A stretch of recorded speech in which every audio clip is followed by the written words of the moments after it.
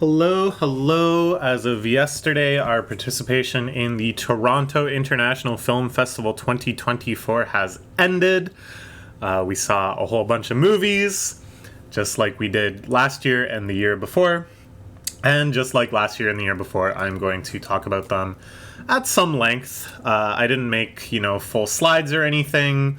Ones that I really liked will certainly show up again on a year-end list, and maybe we'll have more of a in-depth discussion.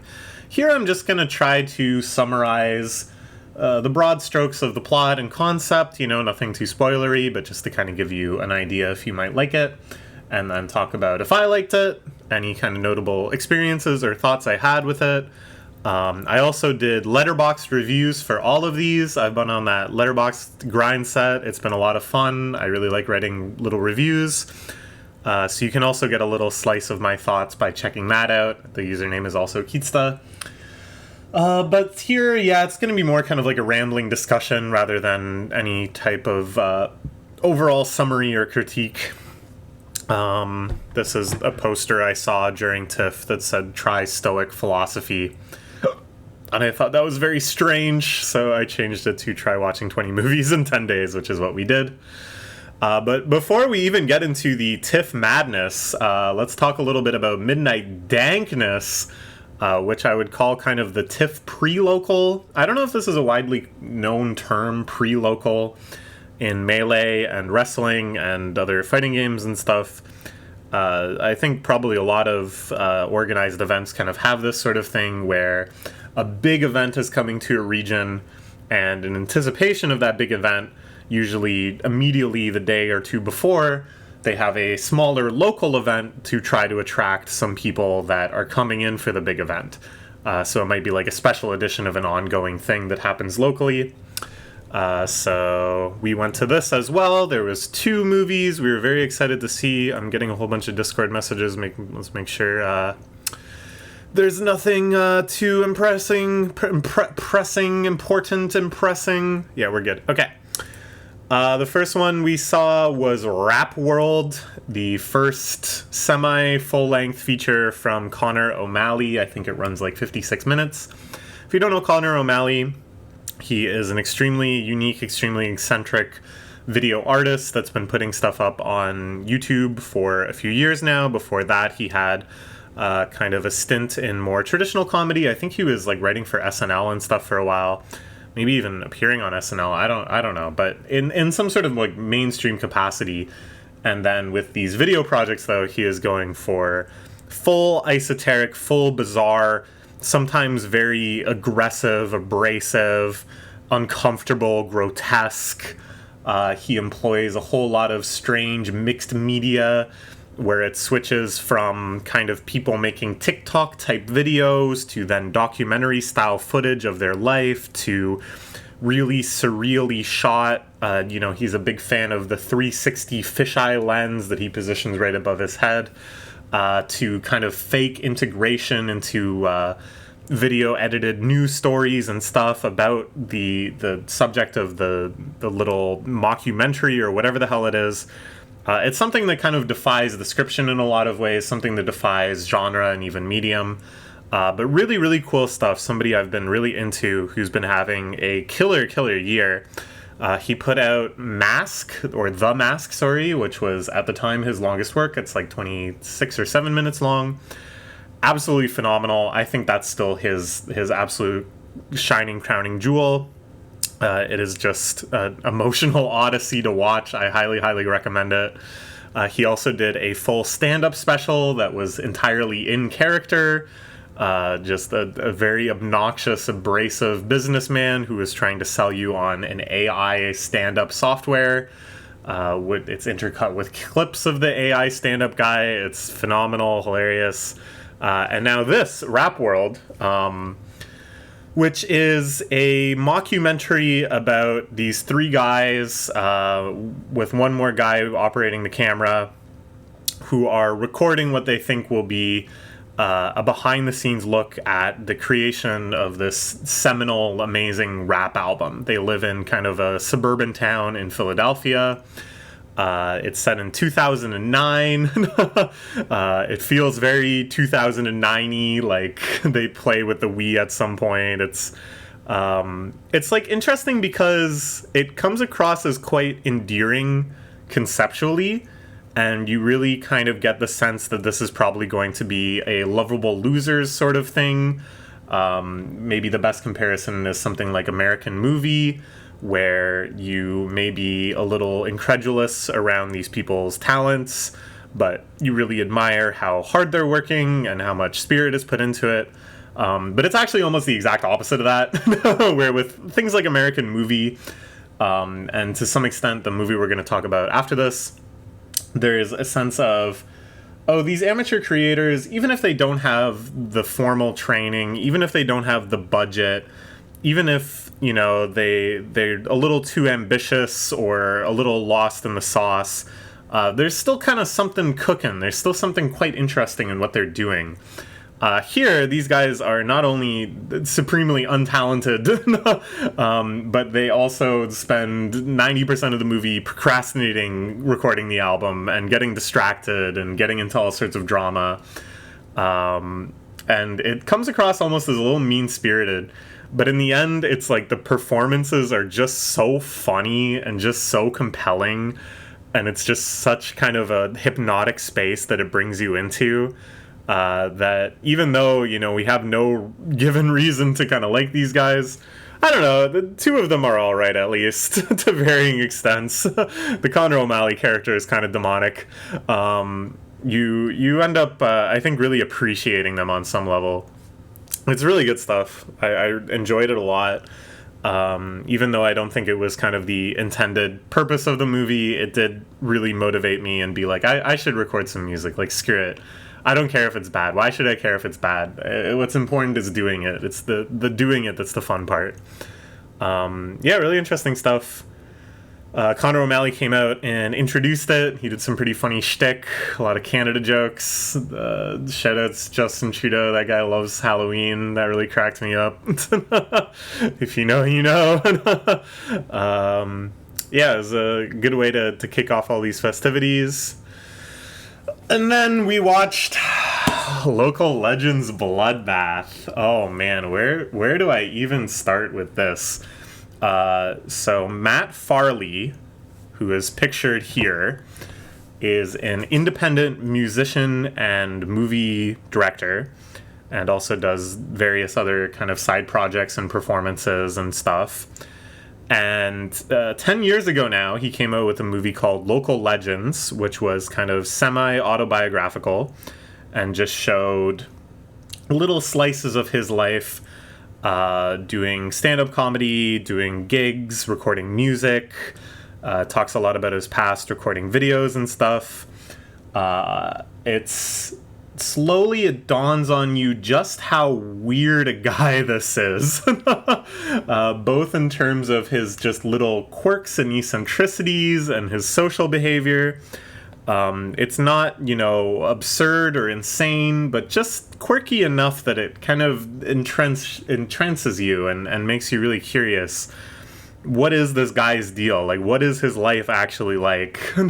Why is he doing the things he's doing?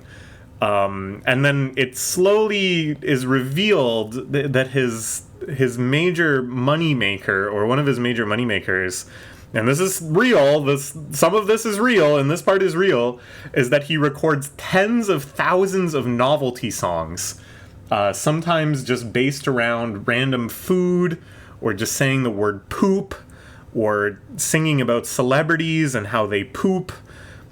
Singing different people's names, just singing their names over and over and over again, singing their names intercut with poop over and over again.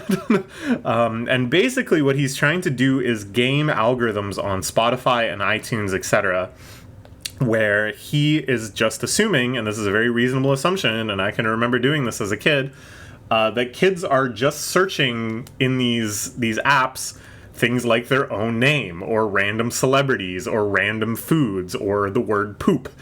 And he just wants to get in front of as many of these searches as possible and offer these short little novelty tracks that people listen to and drive up his numbers, and it makes him some amount of money. It's really, really fascinating. It's one of the most amazing kind of system gaming moves I've ever seen in this era of commercialized art.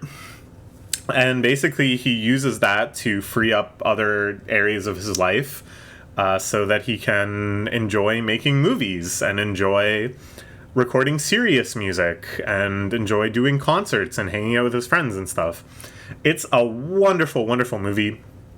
I was so hooked. Just the style of comedy is right up my alley. It's this weird kind of flat effect, deadpan, very kind of dry humor, but everybody in it is just a little off kilter. But at the same time, everything is so sincere. It's really, really lovely. It kind of reminds me of like old kind of Canadian character-based comedy shows, like the Red Green Show and stuff, where you have these characters that are certainly the object of jokes because they're strange and they exhibit strange behavior. But you're never meant to dislike them. You're never meant to laugh at them. Well, you laugh at them, but you know what I'm saying. Like there's some like camaraderie you feel with the characters. Really, really lovely movie, heartwarming movie, strange movie, many funny things in it. And then, the sequel. So at Midnight Dangness, it was the Canadian premiere of the sequel, Local Legends Bloodbath. And Matt Farley was there. He was selling DVDs and signing DVDs, so I got a signed copy of Local Legends, which has instantly rocketed up my favorite movies list. And I was, shivering with anticipation to watch the sequel. It was fantastic. I was not disappointed in the slightest. It's even weirder, the first one definitely foregrounded some unreal aspects, that despite it being so down to earth and feeling so autobiographical, it also contained just random smatterings of surrealism or stuff that's in just kind of obvious conflict with reality. For example, a lot of the original Local Legends is around him potentially dating different women and being interested in women and blah, blah, blah. But the whole time he's wearing his wedding ring. And this actually came up in the Q&A after the movie. And he said, well, yeah, like if you take off your wedding ring and then, God forbid, you misplace it, you've lost hours of shooting time because everybody's scrambling around set trying to find your damn wedding ring. So I just leave it on. Who cares? And then this movie has really, really ratcheted that up. The surreal aspects are all the more foregrounded. There's some really, truly bizarre sequences. There's the titular bloodbath that certainly occurs at some point in the movie. I don't want to spoil too much. It's a total inversion of the first movie, which was mostly about how everybody loves Matt Farley. He's this eccentric local legend that everybody wants a little piece of. And in this movie, set 10 years later, Matt Farley is an object of ridicule. Nobody respects him. Everybody's sick of him. Everybody privately thinks he's an egoist and a narcissist and only does things for attention. And it's just this kind of scathing critique of the Matt Farley character delivered from all angles, including his wife character that's played by his real-life wife that's cheating on him with his best friend character played by his real-life best friend. It's all very bizarre. It feels like there's many layers of psychoanalysis that could result from this. But at the same time, it maintains just that kind of bizarre, cheerful humor. And never strays anywhere near dark enough to make you actually kind of concerned or uncomfortable or anything like that. I cannot praise this movie enough. I'm just thinking about so many scenes, so many elements, the way that the existence of local legends motivates this movie in so many ways, just this bizarre relationship with reality. It also just felt very revealing for me in that, I kind of consider myself somewhat similar to Matt Farley in that I never did anything as ambitious or brilliant as making 100,000 novelty songs. Nothing anywhere near as profitable either. But for my entire adult life and all through my teens, I have been producing this kind of slow and steady obelisk of internet content for somebody to stumble upon. And outside of that, I have all sorts of other kind of weird habits and things that I do just for the sake of it, and things that I do because I personally think they're cool and interesting, and I like spending my time on them. All these small private passions that will never really go recognized. And this movie made me really realize, it revealed to me a part of myself that really wishes there was like a line of people. This is kind of an image that is returned to in this movie of why aren't there just people praising me super superlatively, endlessly, lining up around the block to praise me.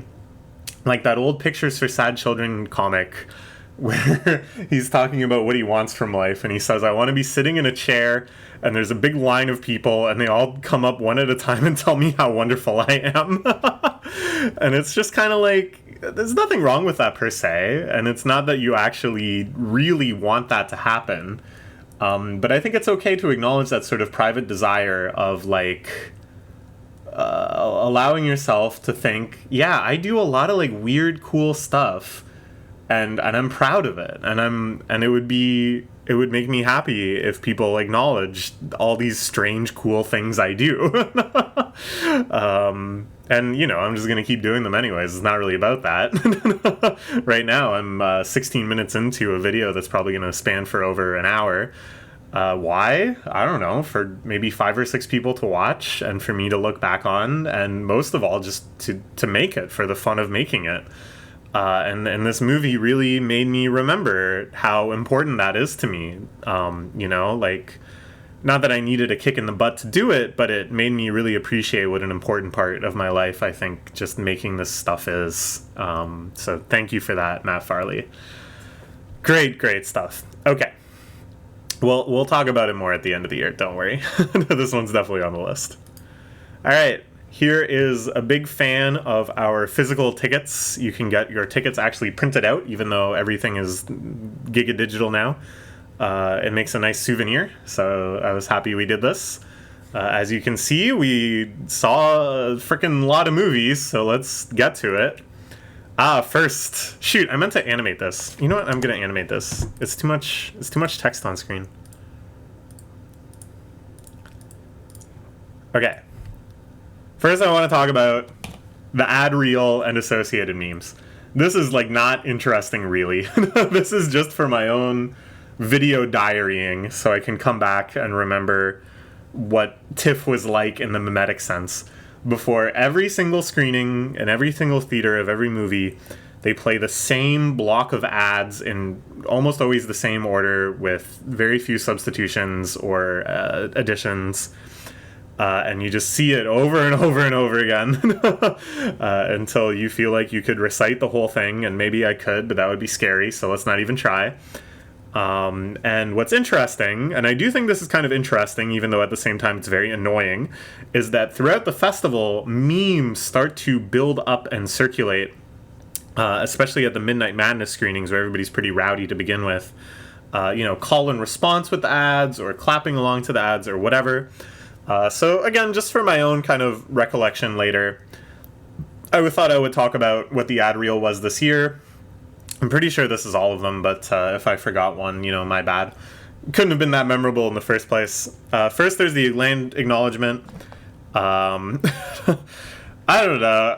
Land acknowledgements, it's kind of like the ultimate liberal fantasy where you don't have to do anything. You don't have to give any land back.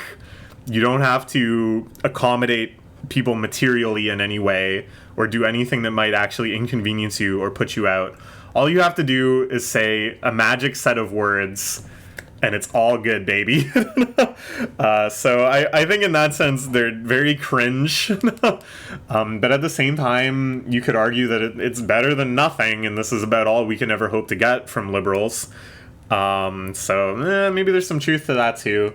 And I think it is better than nothing insofar as that it gets people at least thinking about these things, and that maybe thinking about these things is the first step to feeling a little more radicalized about them.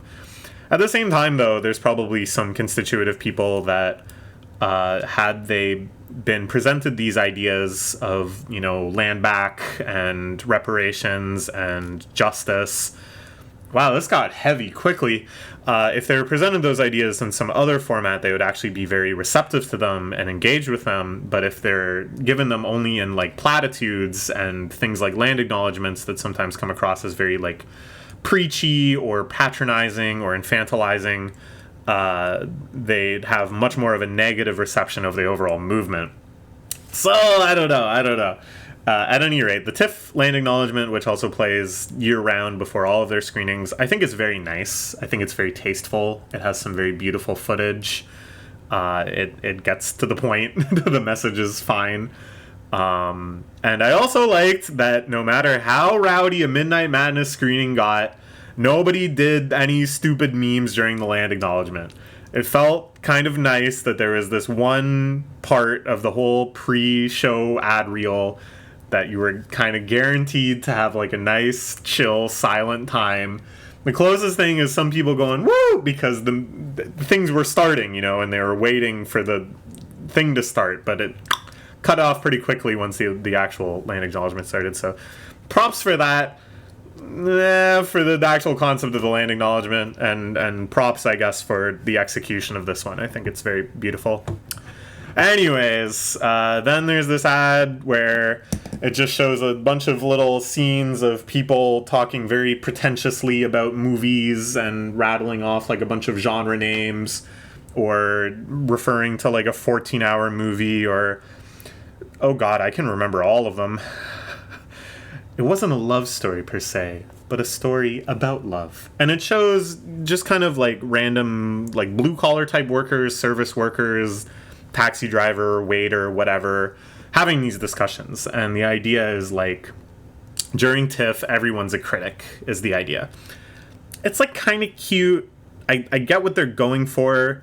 It feels kind of insulting on a few different levels because it's kind of saying like, isn't it weird that this like kind of crossing guard goofy old lady is talking about high art? They're supposed to be watching the Marvels. Watching the culture is our job. So that messaging is kind of but I do kind of like, though, at the same time that it at least acknowledges that there's like art film happening at TIFF. For some reason, almost all of the other TIFF ads, when they kind of like make reference to a movie or do like a movie parody or anything like that, it is just like the broadest genre parody ever. Like it's like superhero stuff or like just really schlocky looking like romance jokes or like horror or whatever, which is a part of the festival too. But, a big part of it for us is to see these so-called pretentious foreign films and art films and stuff like that. So at least that aspect is kind of interesting. But yeah, overall, pretty annoying. By the end, I got pretty annoyed by it. Then there was one where it's like, we support emerging filmmakers because making filmmaking is tough. This is an RBC ad. I remember because RBC is definitely the sponsor that is coming under most fire during this TIFF. And rightfully so. All of the major Canadian banks are investing heavily in weapons companies that are supplying Israel or just Israeli companies directly. So yeah, that deserves all of our scorn and all of our judgment. And the unfortunate situation is that it does not seem to be capable of running major festivals or events or anything in Canada without these major banks sponsoring it, which sucks, but that's just the way it goes. But yeah, I don't like them trying to clean their image with quirky, cute ads like this. Basically, the concept is it just shows a whole bunch of slices of making a movie and all these flubs and catastrophes and stuff, and it's whatever. That itself is just whatever. And then RBC making it makes it pretty gross. Sometimes there was a Dyson ad, which just looked like a typical Dyson ad for hair care products, except it had a very funny little tagline, which was, your hair is unique, and so is your perspective. Dyson makes your hair look good. And there's like this kind of trinity of logic here, where it's like, if you don't have your unique hair looking good, nobody's gonna fucking take you seriously all of your ideas will go in the trash bin, which is kind of ridiculous. Sometimes there is a hotel ad. I don't know. All of these so far, by the way, pretty much no audience interaction. People are just kind of chilling. Sometimes people would like laugh and stuff because, you know, they're meant to be funny, and I'd be like, first time? Pfft. Yeah, watch this like 7 more times and see how funny it is. Then there's another kind of quirky, silly one. This couple is buying a house, and they keep making little movie jokes, movie references, and acting scenes from movies. The only really interesting thing here is that the movies referenced are like frickin' the Tom Cruise movie where he slides on the floor. I don't know, Psycho, E.T., and then the Barbie movie gets referenced, and the Barbie movie has been elevated into that canonical status, which I thought was interesting. Okay, then there's an ad for Christie Projectors, which is the official projectors of TIFF or whatever. This is the first real instance of audience participation. And Midnight Madness people will go nuts for this one, especially the Midnight Madness finale, which we attended last night. That it says, like, Christie, we love movies, and then everyone shouts, we love you, Christie, which isn't so offensive. It's fine. Their ad this year was cute, too. It's a kid playing with a spaceship, and then they watch a big spaceship movie, and you're like, that's nice. And there's this ad where it's just advertising TIFF itself and advertising how you can go to Lightbox and stuff throughout the year, which, you know, any Toronto denizens, you should check that out. It's really great. We see a lot of stuff there throughout the year. They're showing all sorts of cool stuff. So yeah, it just shows like red carpet moment and director Q&As and audience time lapse filling up seats, and it has the real kind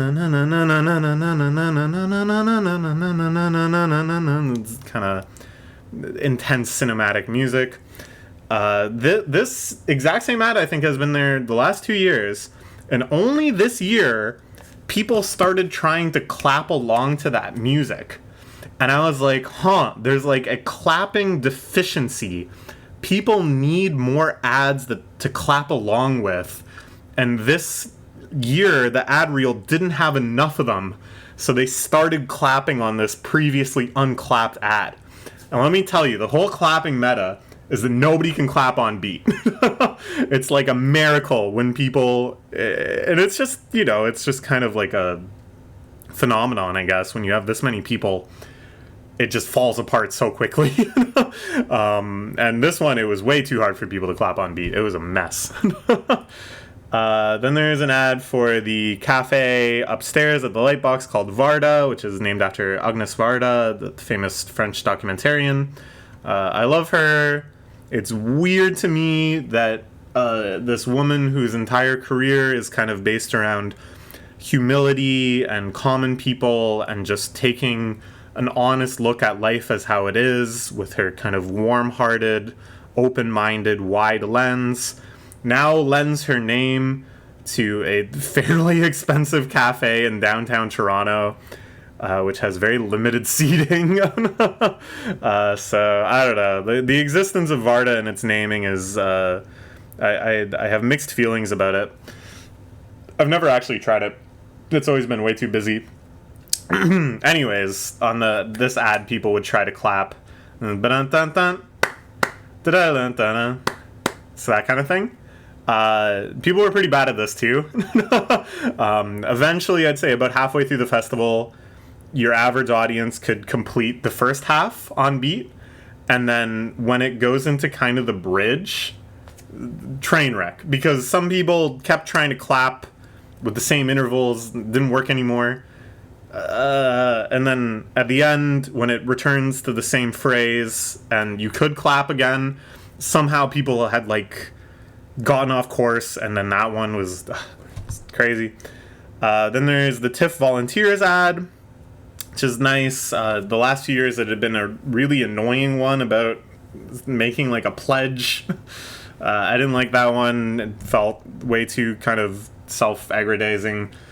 This one, more fun, just kind of skits and little anecdotes and jokey stuff, and it was fine. But yeah, people go nuts for the TIFF volunteers one, which is good, you know. It's great that people volunteer to help run the festival and that people acknowledge them. I've thought about doing it because sometimes it gets you good access to stuff, but I don't think it makes a huge difference in terms of what you get access to. I'm sure it makes a big difference to the festival, so maybe I should still do it. So yeah, people hoot and holler and clap and sometimes stand up and salute, and it's maybe a bit much, whatever. Then there's the People's Choice Award, where 2 Toronto radio hosts encourage you to vote for the People's Choice Awards and make some really bad jokes. And this one by the end was getting like heavily booed at Midnight Madness. Like really aggressively like screaming obscenities at them, booed. I don't know anything about these radio hosts. They sure look obnoxious, that's for sure. I am not the type to listen to radio, especially not like hosted by personalities radio. Looked like a real Dingo and the Baby type.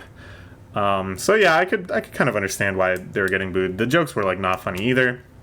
And then at the end, it was kind of cool. I liked it. This animation, music, people eagerly clapping along to that music and doing, I would say, a C- job of staying on beat typically. And then at the end, it shows the anti-piracy screen. Please do not film this movie, blah, blah, blah. And everybody shouts R because it's piracy. And that is maybe the most prevalent meme in that almost any screening you go to, even the most artsy foreign film, you will hear quietly 1 or 2 people shout R. And it's like fascinating to me, this impulse to shout R. And then at Midnight Madness, everybody shouts R, and then there's also like bonus memes that people start shouting out about my booty, and I don't know. It's so silly. It's like, I don't know how I feel about these things in the end. I don't participate. I mostly find them like annoying, especially because you sit through them so many fucking times. And it also kind of bugs me that it's like this thing advertising often some pretty heinous companies. It's like a necessary evil to keep the festival afloat. But we don't need to buy into it more than we already do. We're already stuck there getting hit with the sound and the image. We could at least just ignore it. We could maybe just sing like Kumbaya or something to engage with it, even if it seems kind of like aggressively or ironically, even if it's booing the ad. Still feels like a little too much like reverence is given to the ad, like too much, it allows it too much to kind of permeate us. I don't know, so that aspect bugs me too. But I do like how the memes build up throughout the festival. I think that's kind of fascinating. I like any sort of spontaneous meme adoption and spread and stuff. It's just that every year they're kind of speedrunning the final phase of such a mimetic cycle, which is obnoxious oversaturation. Okay, let's talk about the actual movies. Holy crap. I talked about that for way longer than I thought. Let's talk about Cloud by Kiyoshi Kurosawa, the acclaimed director of Cure, which is just one of the best horror movies ever made. Pulse, absolute cult classic. Lots of other cult classics. Real cult classic type director. But one that has profoundly changed the landscape of the genre and other genres. My boyfriend, huge fan of his favorite director, so we're very excited to see this. We had already seen earlier this year a 40-minute film he put out called Chime, which I loved, so I was very excited for this one, and I really liked it. The premise is this guy is an internet reseller. So he makes his money by buying up just... I shouldn't have tried to talk so much while I was eating at Tums. He'll buy, like, a whole bunch of, like, dubious medical devices. Or a whole bunch of handbags that may or may not be fake. Or a whole bunch of collectibles. And then he just resells them for more money. And that's his whole operation. We see kind of his lifestyle and how he does this. He's able to move out into a big home in the country in Gunma. I saw Gunma-chan in the background, so I knew it was Gunma. with his girlfriend. But then things start going wrong for him when a whole bunch of people that have been kind of ripped off by him, they bought goods that turned out to be fake or shoddy or whatever, start to organize and spread information about him and coordinate to stalk him and eventually threaten his life. So I really, really liked that kind of setup, that premise. I liked that it all operated in this sort of niche subculture.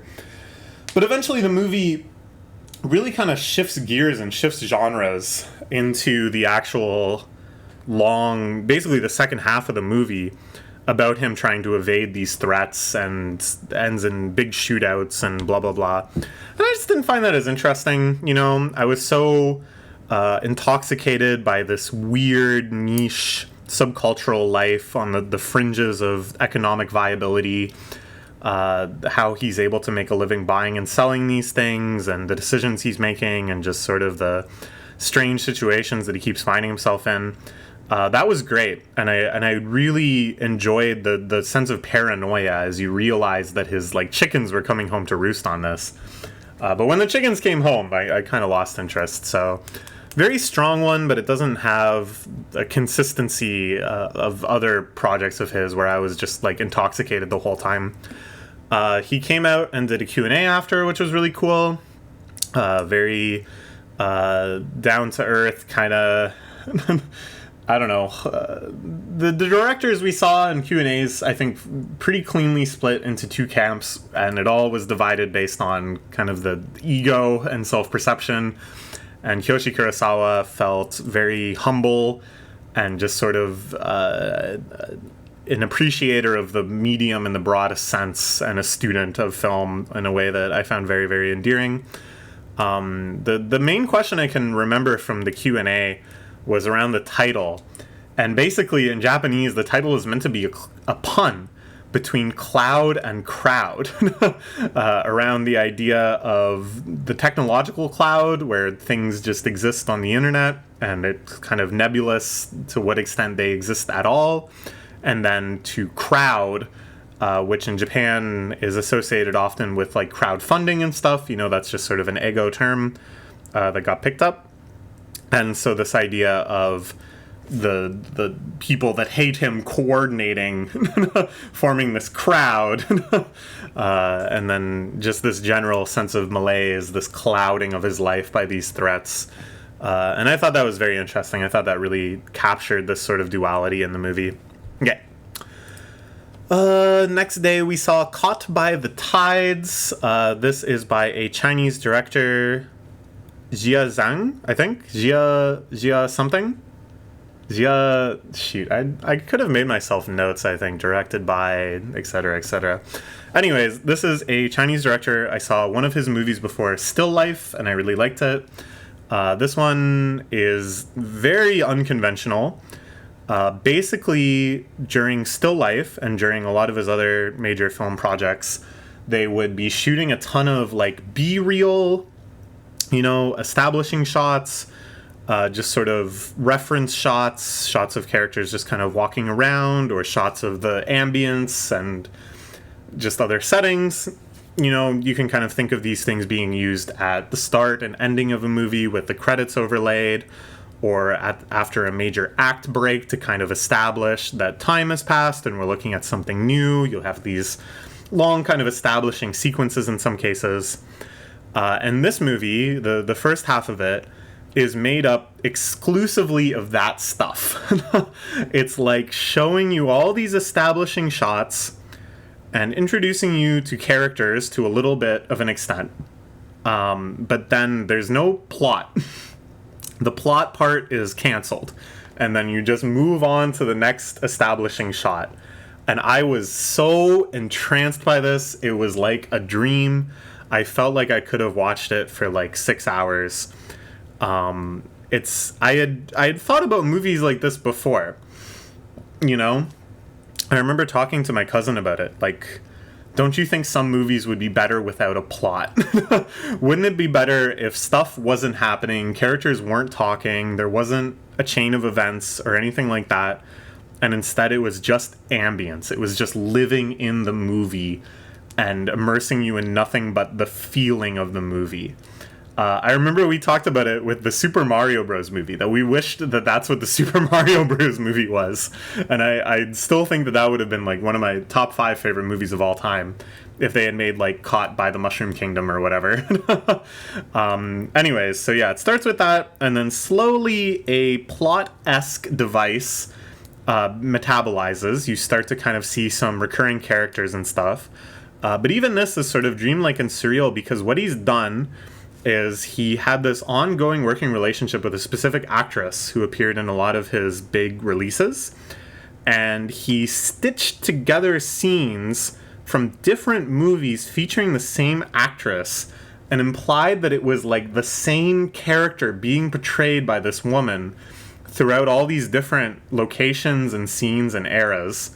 And eventually it follows her for quite a while.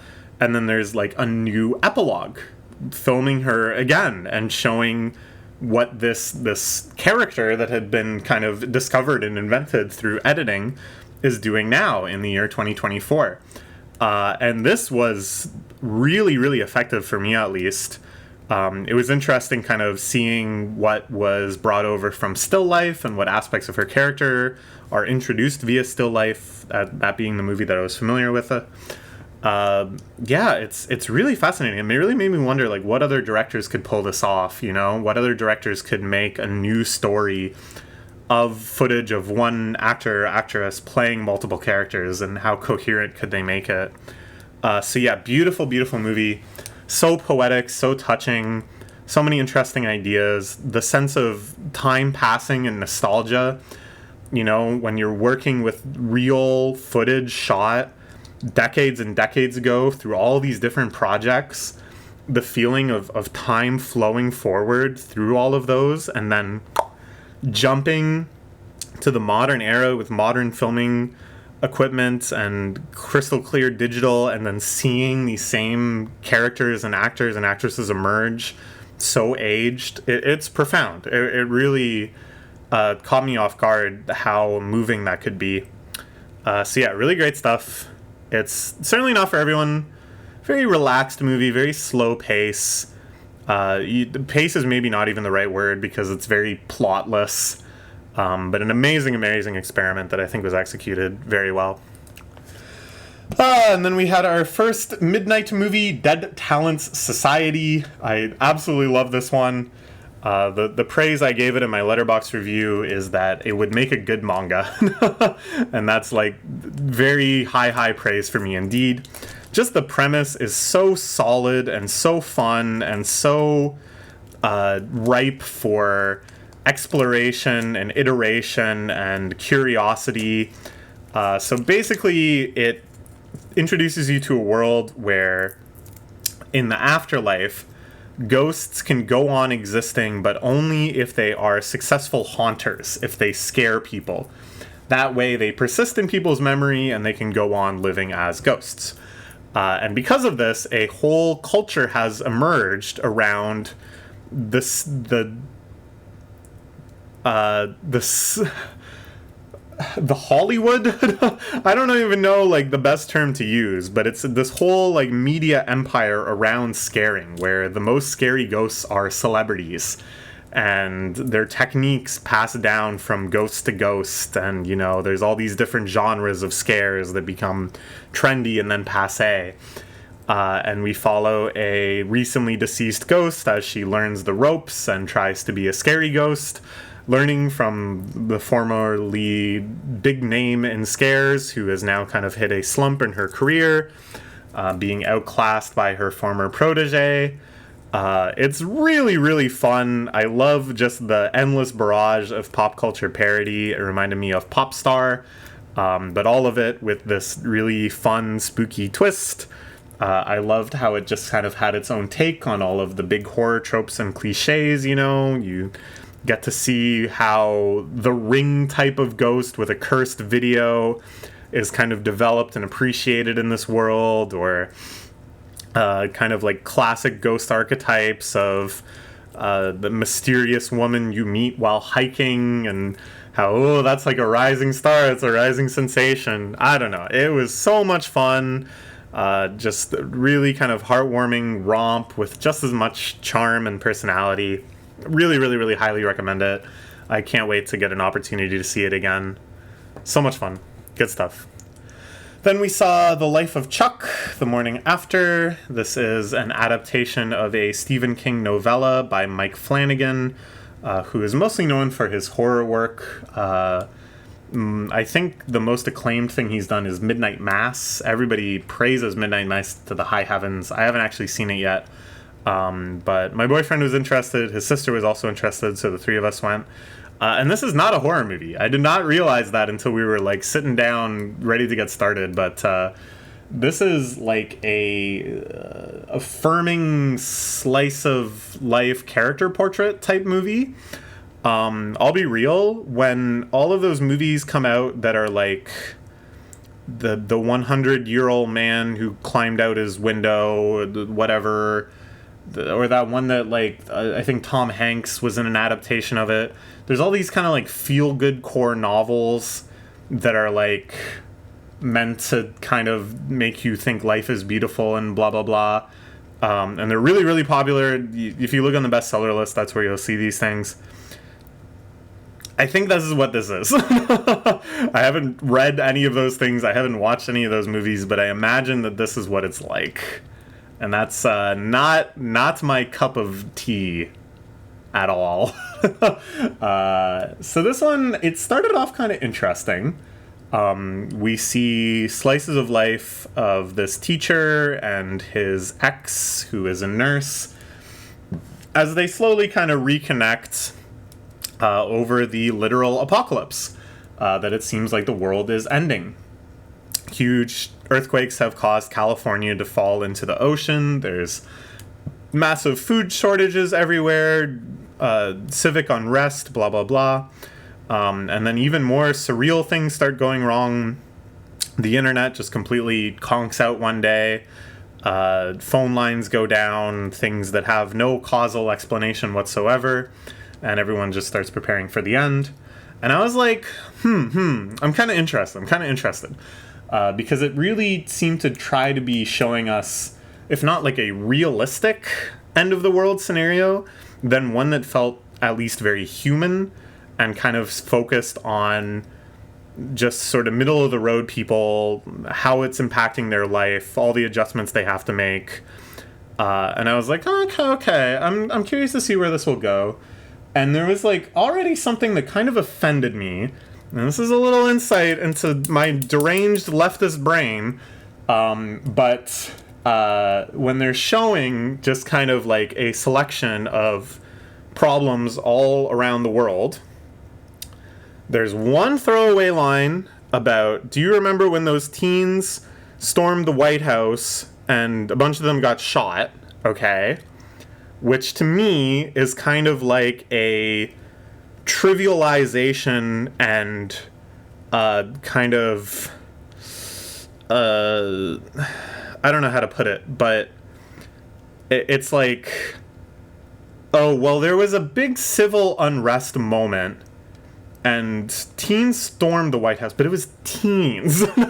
Just a bunch of rowdy kids did it. Which historically, you know, obviously there's been lots of campus protesting. The role of young adults has been huge and tremendous in protest history.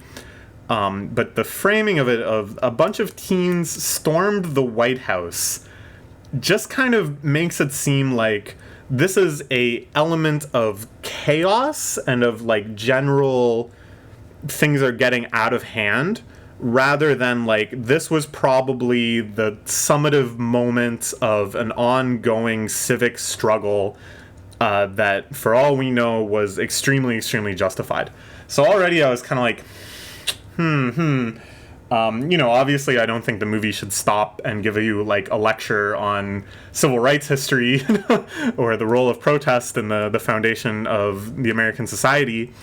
But it's like, why include that line at all when everything else about America is constantly just talking about the natural disasters that are happening? California sinking into the ocean, food insecurities because of crop failures, sinkholes appearing, infrastructure failing, and a bunch of teens stormed the White House. It just felt like a weird line, and I didn't like it.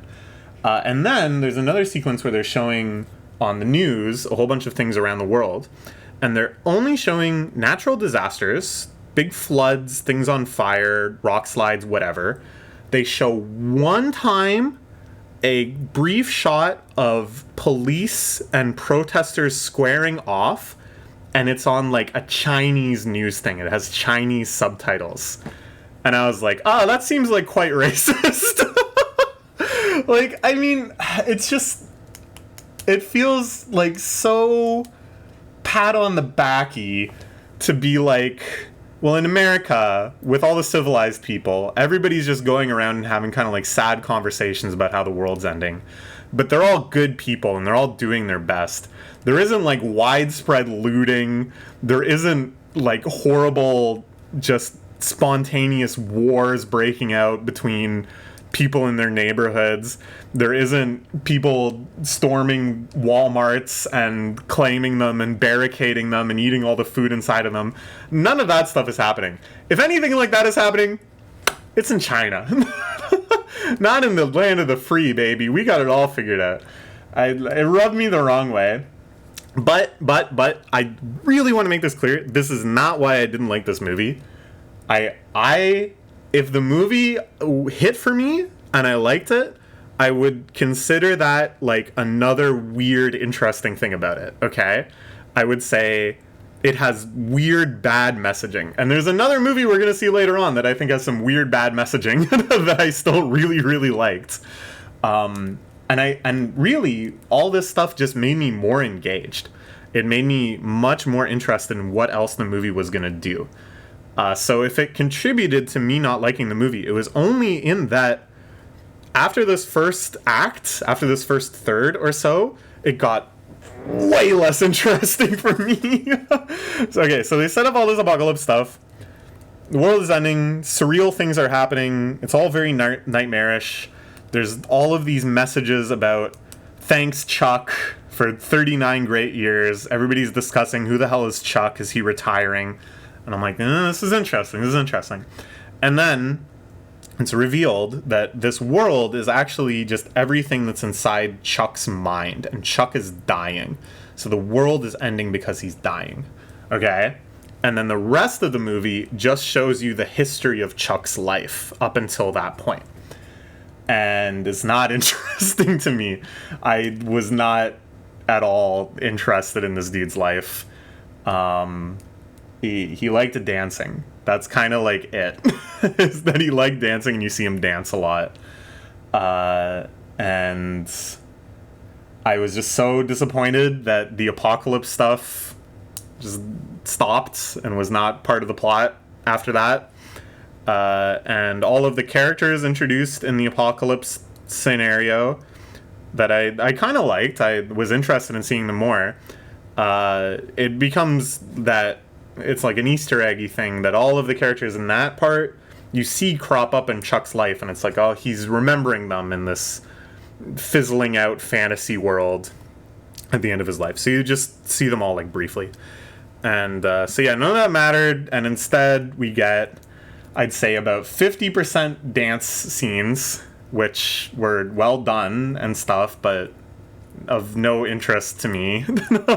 It's just like really like super, I would say like almost like over choreographed, you know, where I did not feel like one of them is that he's like spontaneously dancing in front of a busker with this woman he just meets. And it's like, yeah, it's supposed to be this kind of miraculous moment of, wow, how'd they do that? And it's not like I'm like, oh, I can tell it's a movie and they choreographed it.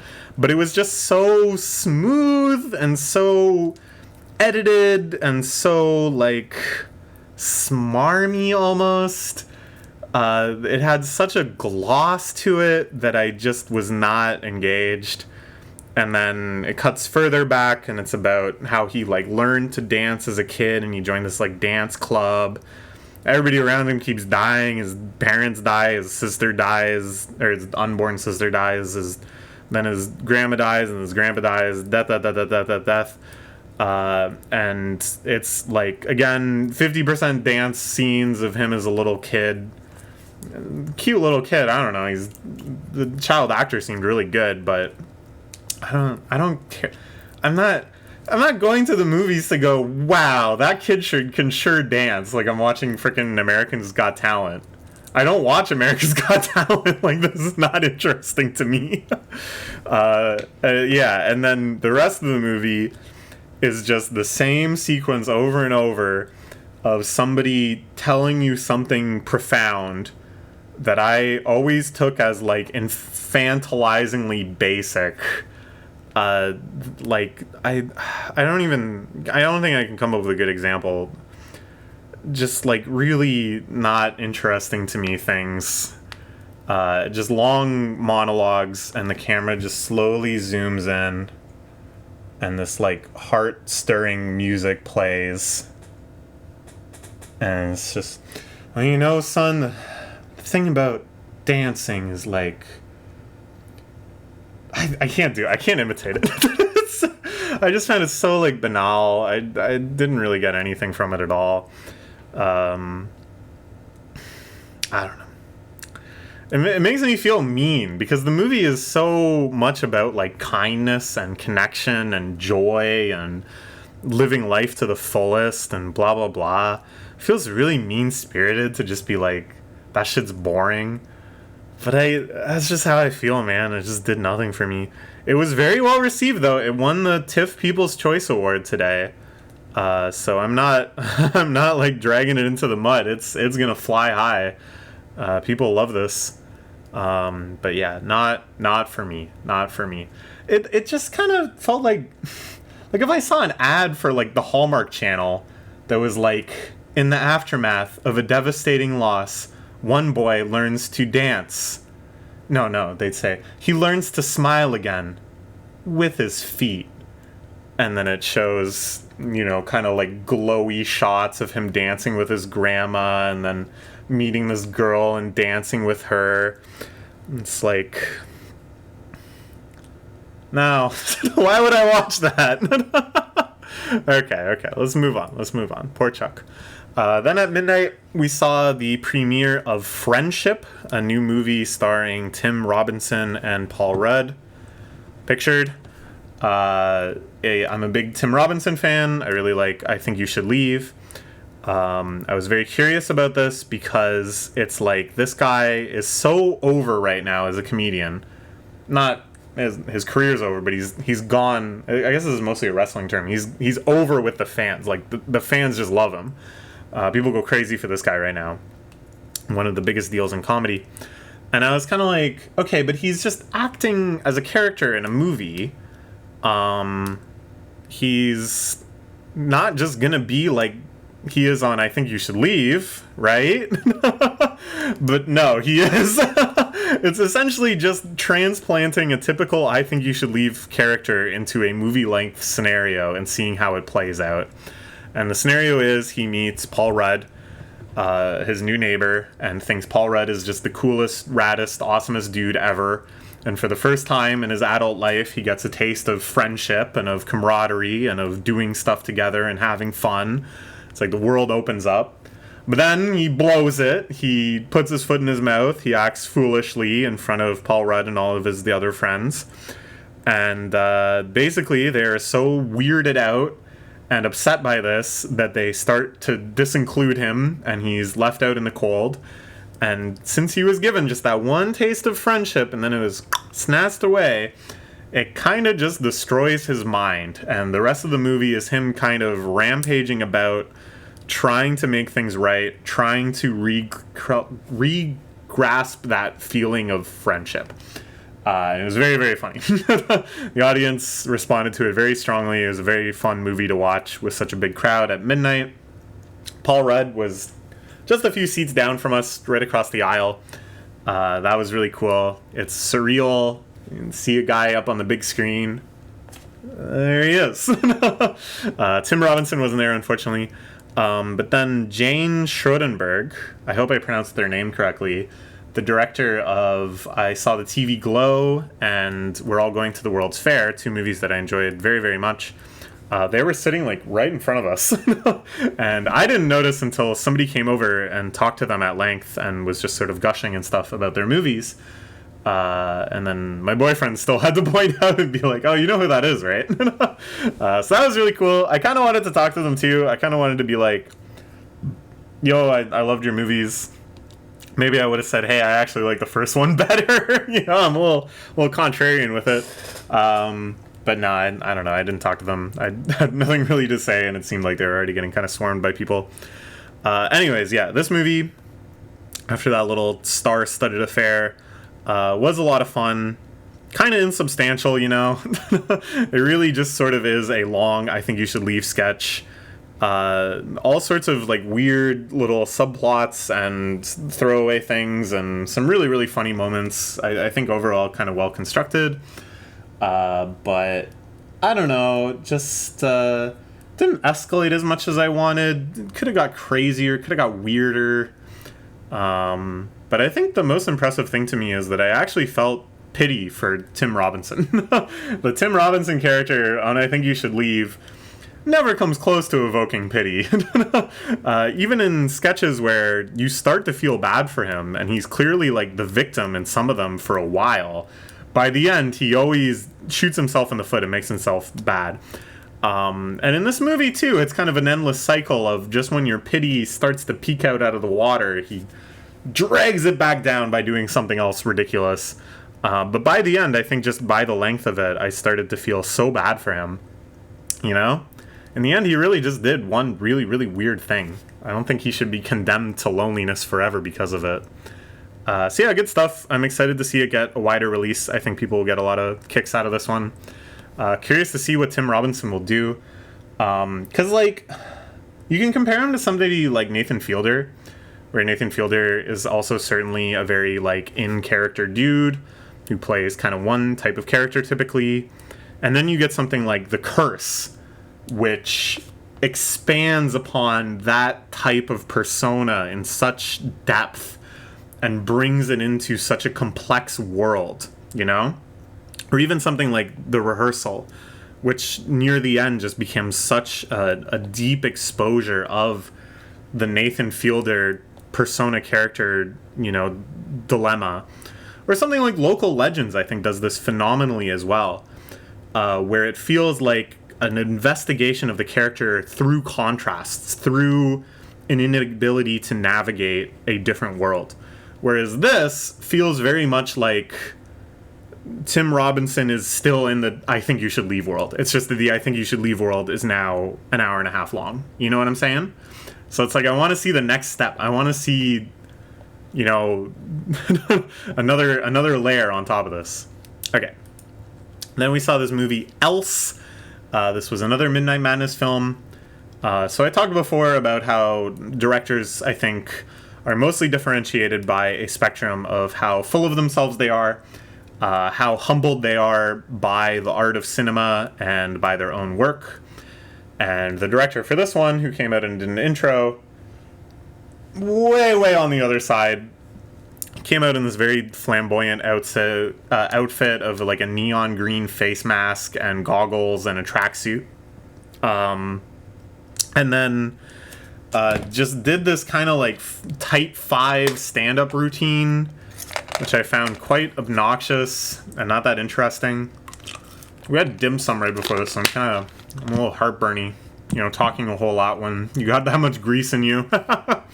It's so tasty though. Give me a second.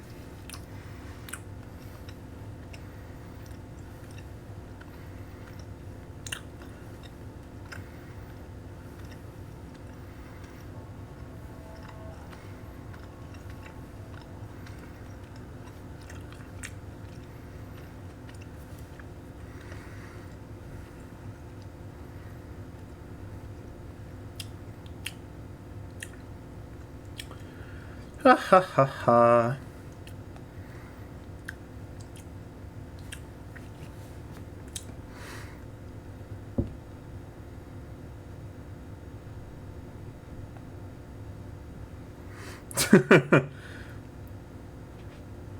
Okay. I can respond to those later. Let's talk about Else. So yeah, he did this whole shtick. I didn't find it very funny. Just kind of over the top, excessive, you know. You gotta let your work speak for yourself, you know. That's the type of director I like to see. But whatever. So I went in a little skeptically. And then the whole thing starts with this AI generated montage of just like weird stuff blending together. And I was like, I mean, this kind of, the novelty of how these things look has totally worn off for me now. And it's just sort of like, okay, you did like the AI thing. But I was like, okay, you know, thematically it might be on point. And then we get into the movie. Premise of this one is a strange and terrible disease is ravaging all of France. It's a French movie. Our main character and this woman that he just met recently decide to quarantine together in his apartment. But slowly, steadily, the disease starts seeping in. The disease produces all sorts of surreal body horror-y things, accumulating in you actually fusing and melting in with your surroundings. And I think it was quite well executed. There's a nice feeling of dread as he starts to learn about this disease and they go into quarantine and lockdown, and just this kind of creepy, unsettling feeling where you don't really understand what it is or what's the threat or how much danger they're in. I think all of that was well done, and then the body horror stuff sometimes like really slapped.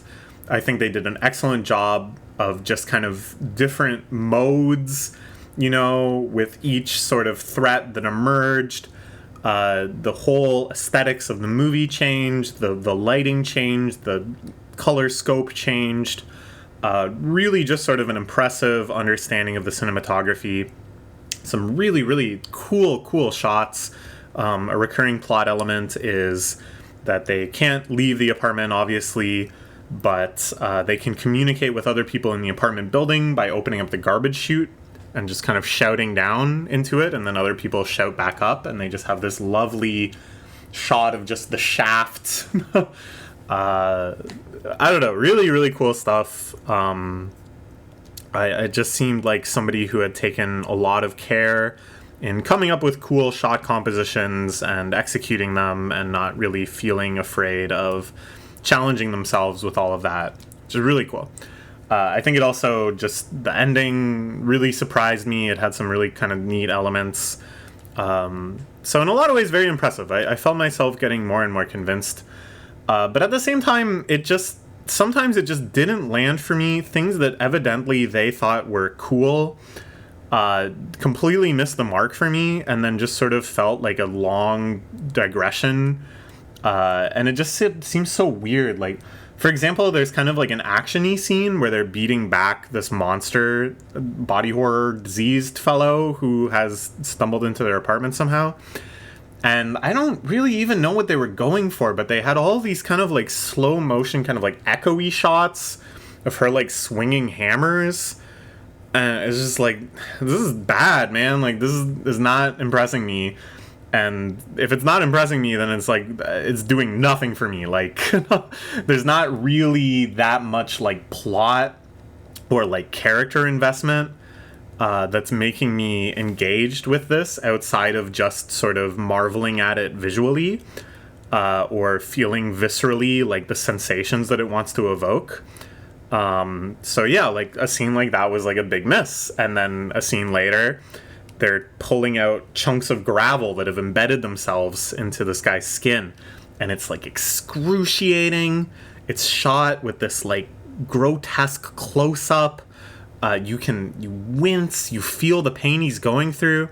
And I'm like, all right, now they're cooking again. And the whole movie just kind of fluctuated between those two states. And I think that's, just kind of how these things are susceptible to being if you can't anchor people in with like a character that they're going to care about, an emotional throughput, something that they just want to remain engaged with, which this kind of lacked. So it was all right. But again, it's just like they need a better sense of restraint. They need to care more about like the characters and stuff. So I don't know. It was all right. Then we saw this. Rumours. I loved this. This is probably my most like critically, consensually breaking opinion. I think this is largely getting panned. My boyfriend and my friend, I don't think liked it anywhere near as much as me. But this is like so much up my alley. It's crazy. Just a truly, truly silly farce of a movie. Directed by this guy, Guy Maddin, and two other collaborators whose names I can't remember. Guy Maddin had before directed a movie called My Winnipeg, which I absolutely loved. You may notice a theme that I really like movies that just sort of play with the boundaries between reality and fiction, and kind of just undercut themselves. And My Winnipeg had lovely things like Guy Maddin hiring actors to recreate his home videos, and talking with like the actress that plays his mom and having these like weird confessional moments, and coming up with stories about Winnipeg that start as true and then just slowly, almost imperceptibly become fiction. I loved it. So I was really, really curious about this, which is much more mainstream seeming. It's just a, entirely scripted, shot, and filmed fictional comedy with a pretty broad and simple premise, which is that all of the leaders of the G7 have come together to work on this provisional statement addressing some unspecified crisis. But in the middle of that, some bizarre apocalyptic scenario happens, and they are left to fend for themselves out in the wilderness. It doesn't really do anything more than that. It's just these guys stumbling around. We got some pretty heavy-hitting actors and actresses. What's her name?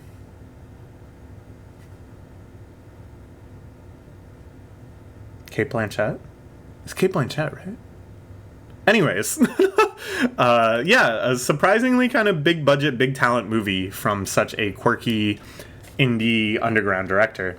And I think maybe that mismatch is just why people were not responding to it very well, and then a lot of people I think just straight up didn't find it funny. But I found it hilarious. As a satire, it is just so broad and dumb. It's like a level 0 satire where it just doesn't posit to say anything clever or anything like scathing or anything pointed.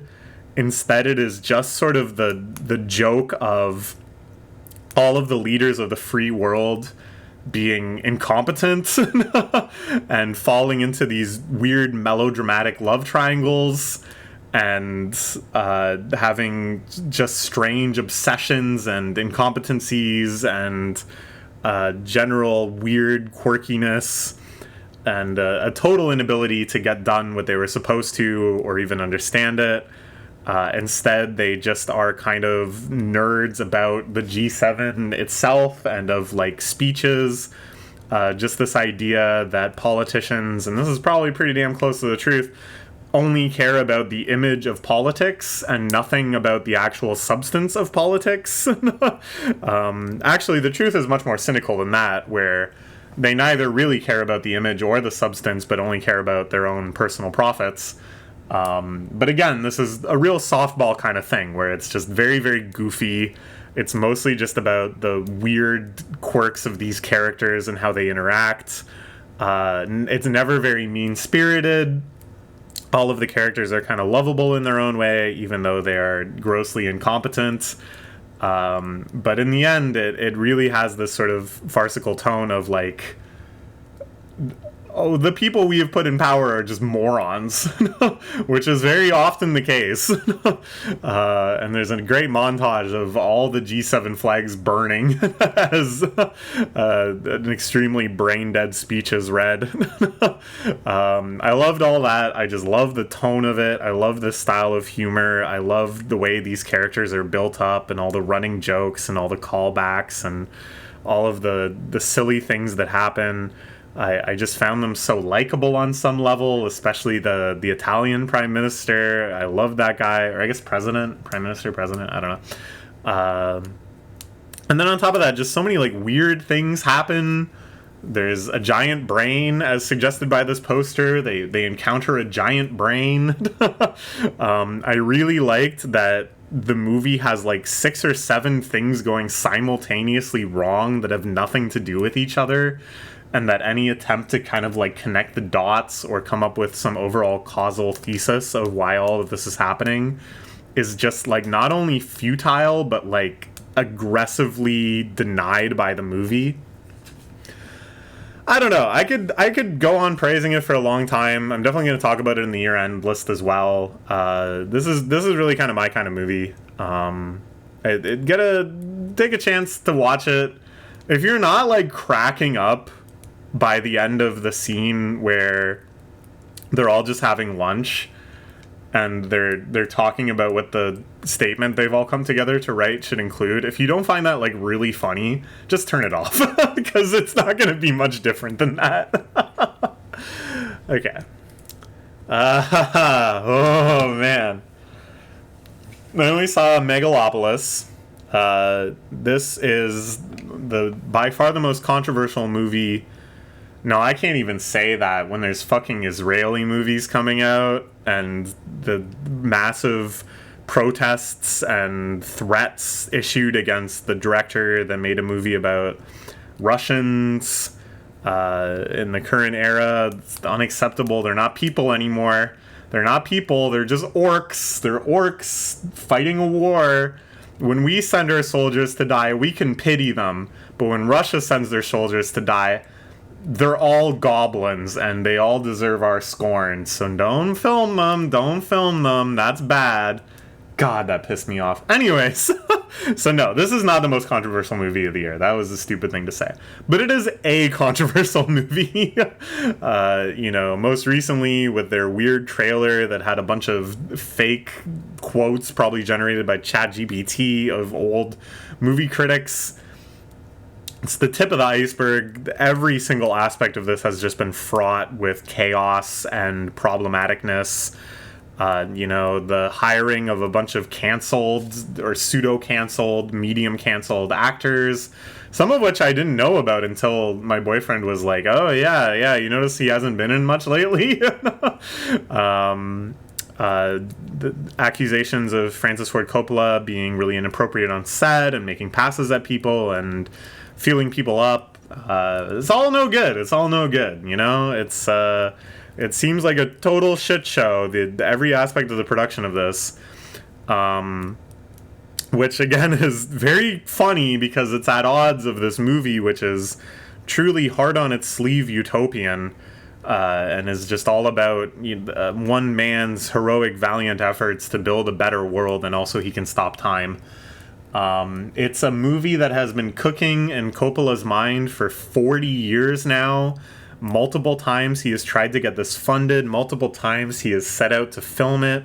The script has gone through lots of rewrites, and you can tell there is no other way that this sort of concept, that this sort of script can materialize without decades of fermentation and rewriting and just condensing and piling on so many different ideas, so many layers of ideas. So many things needed to happen because at some point it occurred to him, why don't we have a scene where a satellite falls out of space and nukes New York? And then he never took it out again. Completely batshit insane movie. Over the top in every way in terms of production, the opalescence of costuming and sets and cinematography. There's like a music video in it. There's every type of like high budget sensational filming technique is represented here, and the plot really just makes no goddamn sense. Like on some level it makes sense. You can view it as sort of this Shakespearean tragedy of people backstabbing each other and scheming and stuff, and that's like coherent and there's a throughput. But it's like every 5 minutes something happens that's presented as this crazy, drastic, radical thing, and everybody gasps. And then in another 5 minutes, it's like it never happened, and some other shit is happening. And it's like they just forgot. There's just so many things in this movie that when you stop and think, and you go, why was that added? How did that affect the outcome of any of the characters? What did it mean in terms of the messaging of the movie? You can't answer. It makes no sense. It was just added for reasons beyond any human being's comprehension. It was one of the best movie experiences of my life. It was just this insane fever dream of a movie. Especially seeing it 2 rows from the front in IMAX. It's a controversial movie, but people want to see it. Both of the TIFF screenings filled up in a flash, even though we have the fairly bougie early access membership. We were fighting all of the other rich fucks to go see this complete shit show of a movie. It's kind of like the opalescence of the Titanic, like the ship the Titanic, not the movie the Titanic. All of the comprehensive, this ship will do everything, the ship has everything, the ship has everyone, and then that motherfucker sinks. I was giddy. I was giddy staring up at Adam Driver towering above me at 80 feet tall. His hands 20 feet tall, looks like they could reach out and just squish me like the frickin' EVA Unit 1. I was in awe, truly in awe. And then afterwards, talking about it with my friend and my boyfriend in hysterics, going, okay, well, they had that whole sequence where they're trying to gain control of the bank, and it, like, works, but then it doesn't work because he shoots them with a tiny bow and arrow. And it's like every part of the movie, you just start trying to describe what happens and why, and you're just like, it sounds like you're trying to describe a dream. Like, there's no better word for it. Oh man, it's so crazy. It's so crazy that this exists. This is like an artifact. Like, we can talk and bemoan all day about, you know, corporate Hollywood and how stingy they are with budgets. Like, they only want to bet on a sure thing. Every movie now is just a remake or a reboot or a sequel or a franchise or an extended universe or whatever. And that sucks. That surely sucks. And it's like, this is maybe the only thing we'll ever see that it exists at this budget level, but is so outside the system. Like, you can kind of say, oh, James Cameron, you know, he doesn't give a fuck what anybody says. But that guy makes billion-dollar grossing movies. This is not going to gross $1 billion. This might actually be one of the biggest flops of all time. I can smell it coming now. This is going to get terrible reviews. Nobody's going to want to see this. But it exists. They made it because Francis Ford Coppola is just that independently wealthy. He sold off part of his winery. He just fucking made it happen through his own blood, sweat, tears, and total indifference to all good sense and decency. I'm sure at this point you really cannot tell whether or not I like this movie, and I don't know if I can tell either. All I can say is that watching it was maybe the most fun I've had at the cinema since I was a little kid. Just the joy I felt was so overpowering. I think you just gotta see it, man. I would encourage everyone to go see it. I guess. I don't know. It's so weird. And a guy comes out, a physical human being, walks out and talks to the screen at one point. That's true. That's true. I heard that before I saw it, and I thought, really? That happens. And the best part is, like everything else, it is of no consequence whatsoever. It really makes you wonder, why did they do that? Okay. We gotta move on. This is a really nice movie. Here you can just read the summary. Women's University has a skit festival, a lecture named blah, blah, blah, blah. I'm actually too lazy to read all of it. But yeah, this is a movie by, what's his name? Park San-suk or something like that. It's a Korean name. An extremely prolific Korean director who puts out an average of 2 movies per year. I've seen one of them only on the beach at night alone, which I loved. You can hear me talk about it with a lot of praise in my favorite movies of the 2020s or 2021 or 2010s video. God, we still have a lot of movies to talk about. I can't be flubbing this bad already. And it's like, I talked about this in the Letterboxd review, where it's like, at once you wonder, how the hell does he make so many movies? And then you watch it, and you're like, oh, okay. Yeah, I can actually see this now. Because almost every shot is just the camera set up in a static position, and it just films people having a conversation for like 5 to 10 minutes. Camera doesn't move, there's no cuts, and the conversations are so naturalistic. All of the characters, you know, are just sort of operating in a typical conversational mode that one imagines they probably didn't do many takes or many rehearsals, you know? It's just sort of read the lines. You gotta memorize them, but some ad-libbing I'm sure happens.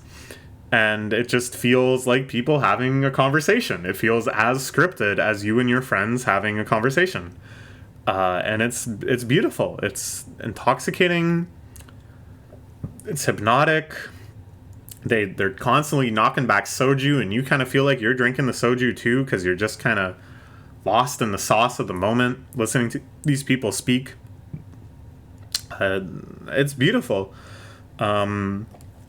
Here, there's some nice intrigue around some kind of scandals that happened in both the recent and distant past. Just this lurking feeling of mystery. But at the same time, you know that it's never going to escalate into anything too dramatic. It's never going to devolve into some sort of screaming match or somebody being truly upset or some horrible fight or whatever. You know that just through the constraints of how he makes these movies, everything is going to just kind of rise up and then settle in these very reasonable, amicable, easygoing conversations. I don't know. I just loved it. I was intrigued by it. I was fascinated by it. I loved the characters. I loved the messaging of it. Just these tones of connection and understanding and moving on from scandal and dismissiveness into new eras of sincerity and expression. Really, really cool person. Really, really cool movie. Directed by, you know, I think there's some scandals around him, but I'm very, very interested in his work. I want to definitely try to keep up with it going forward. 2 movies a year, that's not too bad to watch. It's just like 4 hours a year. I can do that. Yeah, really great stuff. Really great stuff. Then we saw The Shrouds, the latest movie by David Cronenberg, a phenomenal director who is, you know, Toronto's very own. This movie, like many of his, is set and shot in Toronto. You never know what you're going to expect with this guy.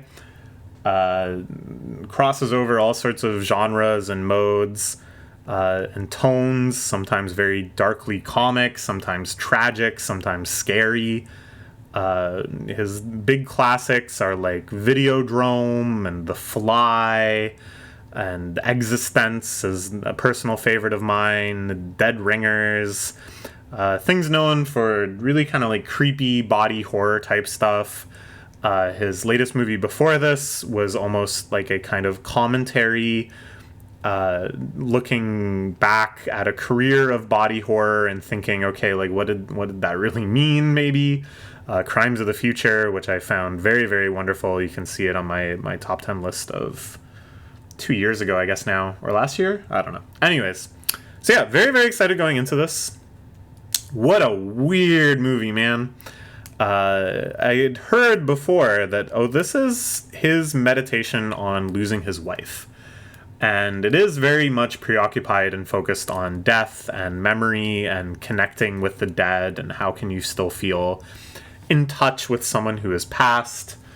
But it does so in like the weirdest, creepiest, Cronenbergiest way possible. The whole premise is that he has this sort of like tech bro disruption core startup, but the product it provides is a full 360 camera of a dead person's corpse as it deteriorates in the grave, such that you can load up on your phone a essentially live streamed model of their dying body, and zoom in on it and rotate it and just kind of check in. And this is the titular shroud that people, including his wife, the main character's wife, have been buried in. And you're like, woo, okay, this is kind of interesting, this sort of weird, satirical, creepy premise. But this is only the launching point for this insane, paranoid, Pynchon-esque conspiracy where essentially he is being attacked from many sides and many directions. He starts to worry that somehow during his wife's treatment for cancer that something terrible was done to her by this shady doctor. It really reminded me of Pynchon, just the number of subplots and this constant ambiguity of, are these things actually connected on some level? And if so, which level? What is truly the mastermind behind this? Which characters can we trust?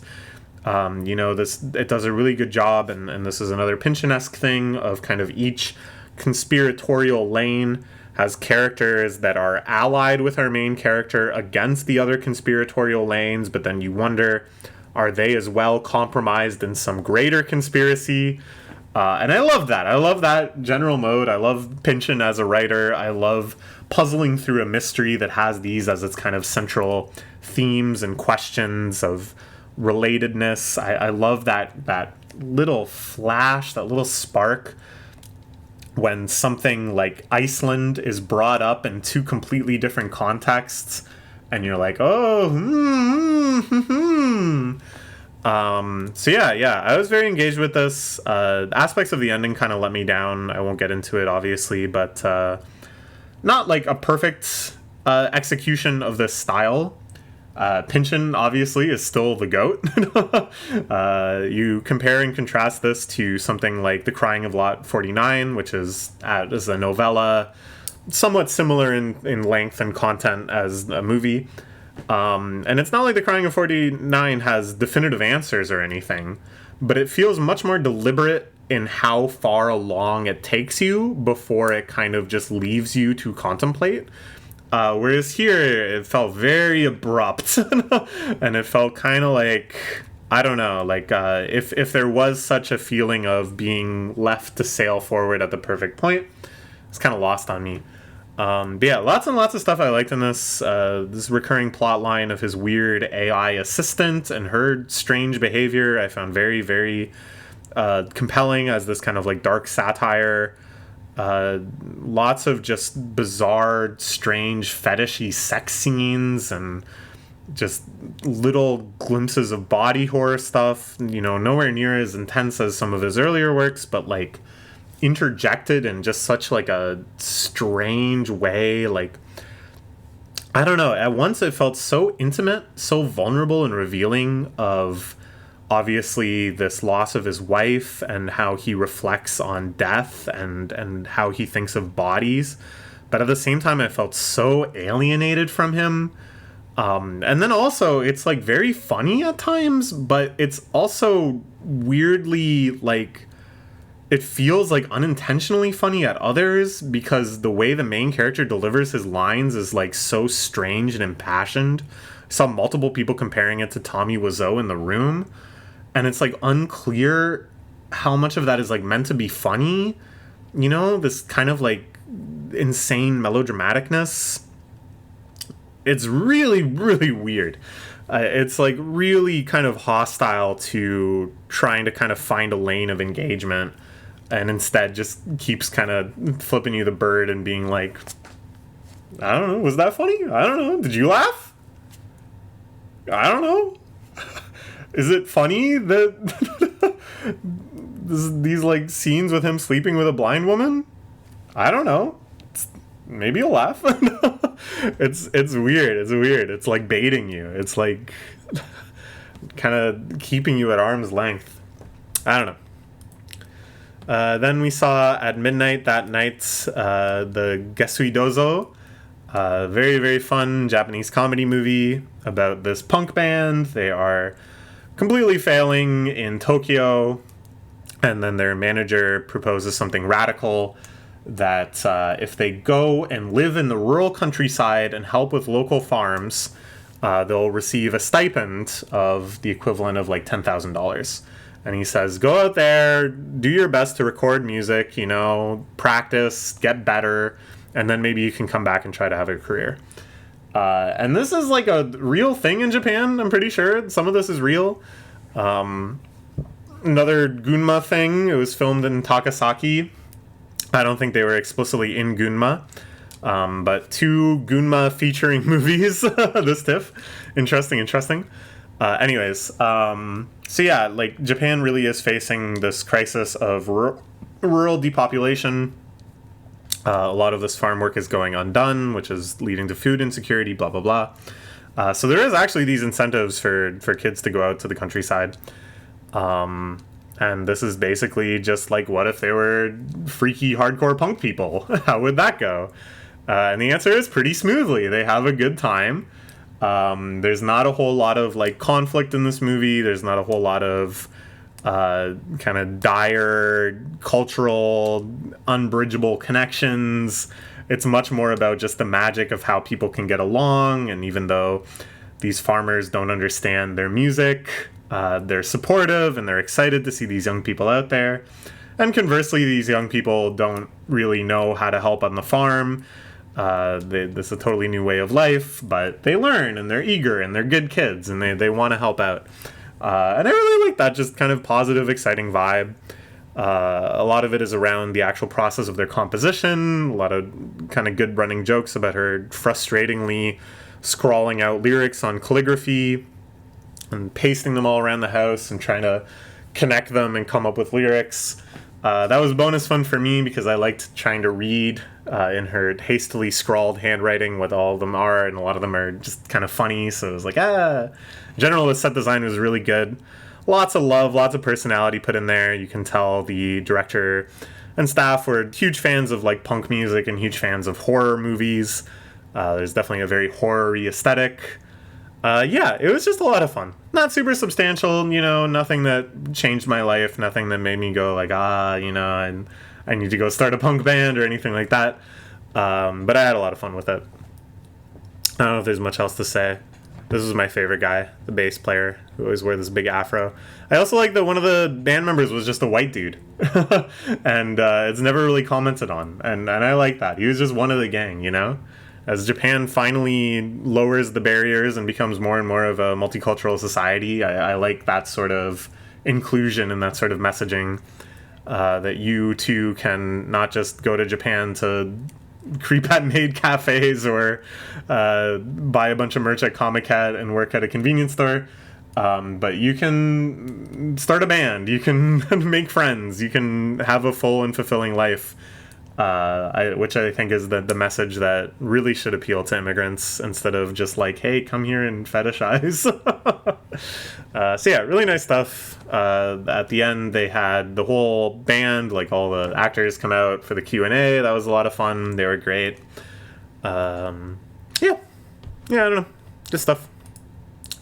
Then we saw this, another Japanese movie, My Sunshine. Zero Gunma content. The Gunma radar did not go off during this one. It was set in Hokkaido about a kid who has a bad stammer and generally just sort of seems a little misfit. He's very bad at sports. He's on the hockey team, but he seems pretty miserable. He just can't really compete and gets hurt a lot. And then one day he sees a girl his age being coached in figure skating, and the coach is this world-renowned figure skating expert, and she's like this rising star. Well, not a rising star, she's just a little kid, but she's doing good. She's learning a lot, she's improving, and he's entranced. He kind of falls in love with her. He falls in love with the idea of figure skating, and slowly but surely it's this just lovely story of he improves and the coach takes an interest in him and they learn to skate together and do ice dancing and just this long gradual improvement. Beautifully shot, very tender, warm, soft movie. Even choosing a 4:3 aspect ratio instead of a 16:9 aspect ratio just makes everything feel, I don't know, like the close-ups become less imposing, and the establishing shots become more intimate and focused. Everything is just bathed in this soft white winter light. Really, really beautiful, gorgeous movie. Lovely messaging. Just this soft, tender story of them growing up. The whole time I was kind of waiting for the other shoe to drop and for something really bad to happen. Kid gets bullied, that's probably the big one, or his parents disapprove. But each time it kind of like presents that possibility, like his classmates see him skating, or it comes up at the dinner table, and it's like the indication that, yeah, maybe this sort of thing could happen appears. And then it's just like, but no, they're reasonable people. He gets to keep going. It's nice. But then eventually a conflict does emerge. And by the time it does, I felt so lost in this world and built up in this world that it was at once very saddening and very devastating. I felt really, truly sad. I actually choked up quite a bit. But at the same time, I had such a faith in the characters that I was like, this isn't the end. They're such good people. This was bad. A bad thing happened. We can move past it.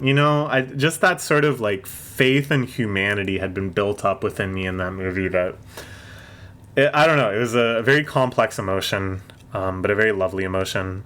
And also shoutouts, this had a very nice portrayal of the gay couple, which isn't a huge deal in Japan anymore and shouldn't be. And I'm glad that more and more we're seeing that in Japanese media, but it's still worth calling out. It's still worth celebrating. And I was really, really happy. The chemistry the gay characters had, I thought, was just really nice. It felt very natural and like lived in and comfortable. So that was very beautiful too. So we saw this, and then afterwards was the worst audience Q&A I have ever been witness to at TIFF. We're kind of 50-50 on whether or not we stay for the audience Q&As. Normally they're just sort of bland. Sometimes they're just kind of annoying, and normally at that point it's kind of like, oh, my butt hurts. We usually stay for like the moderated Q&A where the presenter or the programmer, whoever, asks the director questions themselves, because normally those are quite interesting questions and probably they've talked about them beforehand and the director has a good response. The audience questions, really hit or miss. And this time was the biggest miss I've ever seen. The first question was this guy who first off said, I have 2 questions, which is like major red flag. And then said, I'm Chinese, I moved here to study, which is like, okay, why are you telling me this? And then went on this long rant about how all Japanese films seem to be about depressed people and they're all really sad. Which, I wouldn't qualify this movie as. Yes, it's bittersweet, it has sad moments, but overall I think is very much an optimistic, hopeful movie, So I'm like, what were you even watching? But he goes on and on about how all Japanese movies are so hopeless, and Japanese media in general is just so hopeless and sad. Do you think it's because the Japanese people are unmotivated and lazy? And I was just like, brother, what are you smoking? What did you find on the streets of Toronto and put in your pipe? Like, the audacity to ask that to an up-and-coming Japanese director, first off, I just will never have a clue how shameless you can be to think, yes, this is what I need to share with the world. It was the only time I've ever, in these audience Q&As, heard somebody shout, next question. And then, so the director responded and said, via the interpreter. I could tell the interpreter was like, I don't know what the fuck to do either. The director replied and said, well, maybe they don't get translated, but there's like a lot of Japanese movies that are depressing. Which is so true! there's so many Japanese movies that are just not, it's like absolutely crazy. So me and my boyfriend are kind of rolling our eyes at this and being like, hey, what the hell's going on? And then the next question, and this is kind of an audience Q&A classic, and every time we hear it, this is the biggest eye roller of all. Somebody asks, what were we supposed to take away from the ending? This ending's very open-ended. What did the ending mean? and what will happen to the characters after the movie ends. And it's just like, I don't want to fucking hear that.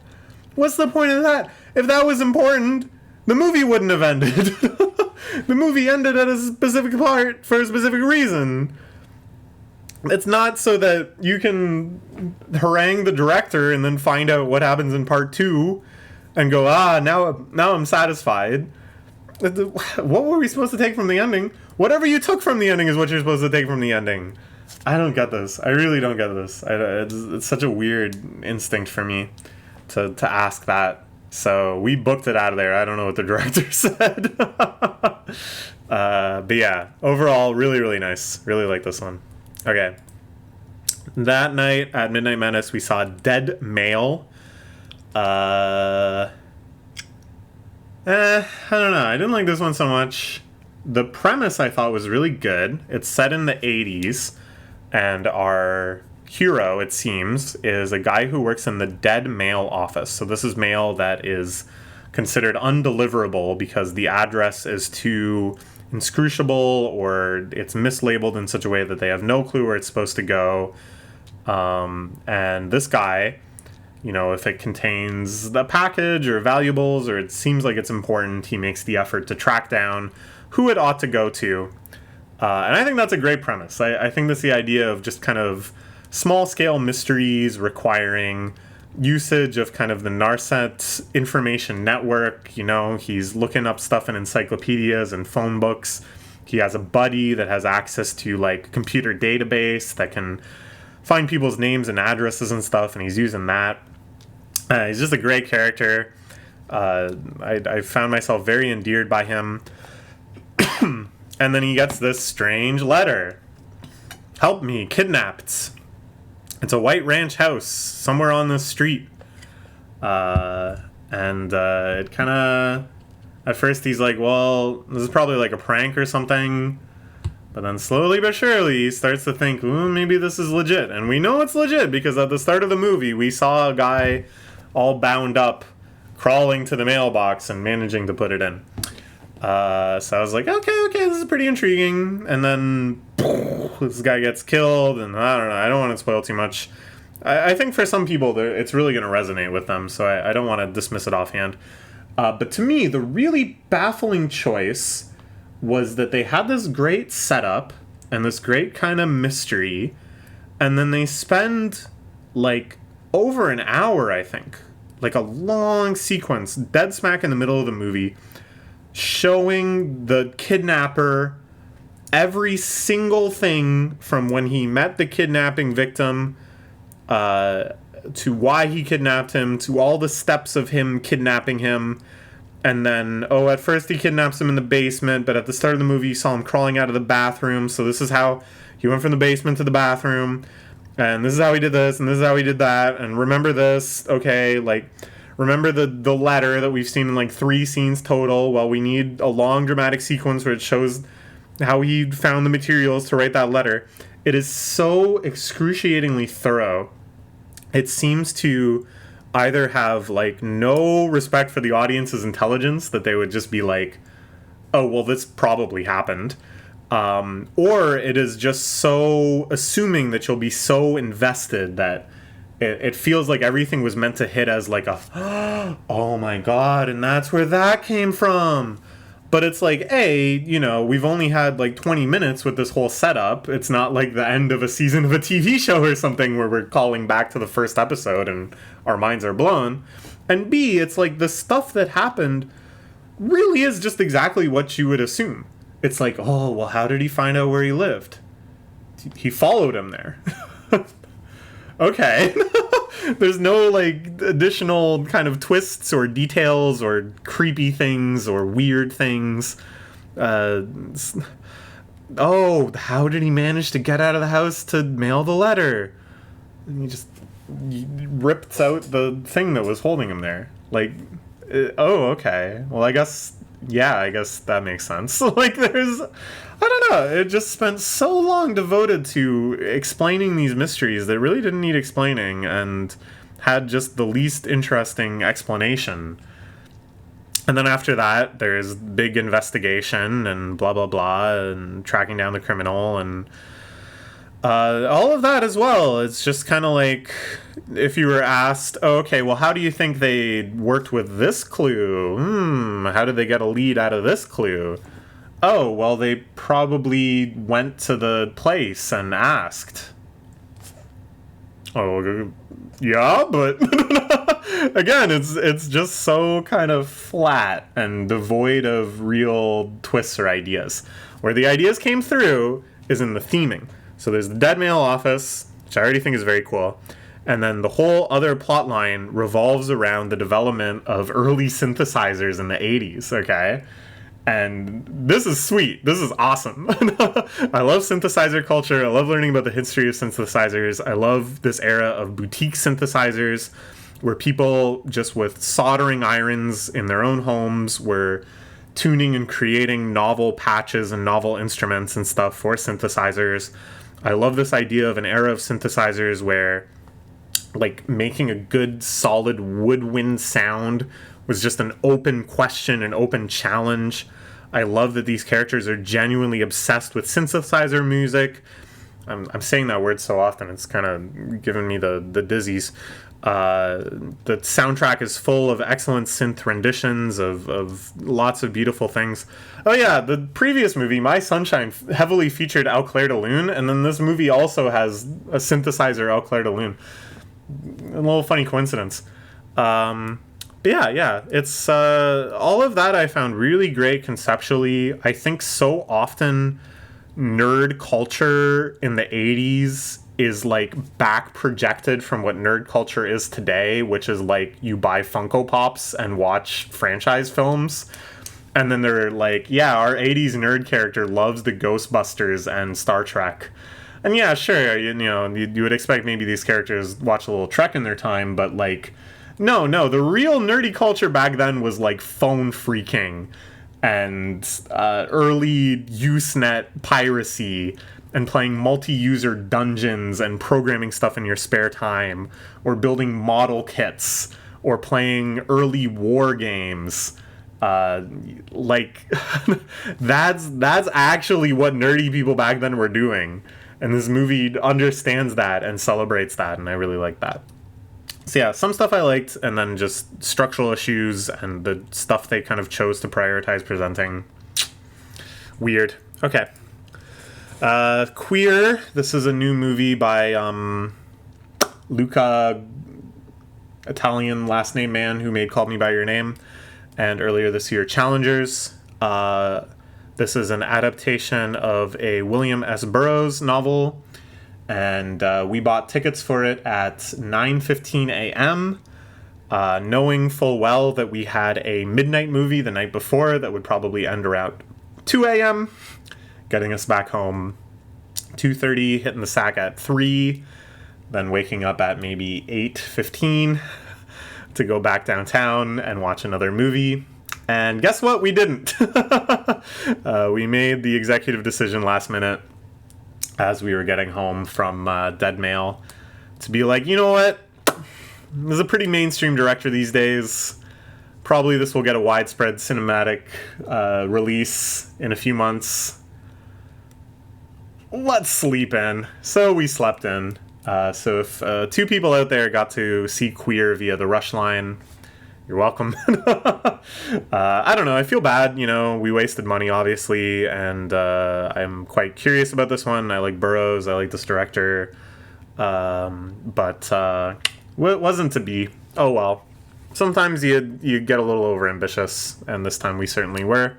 It's going to be a, I think, steadfast rule going forward. If we have a midnighter the night before, do not schedule anything until like 11, maybe at the earliest the next day. Okay.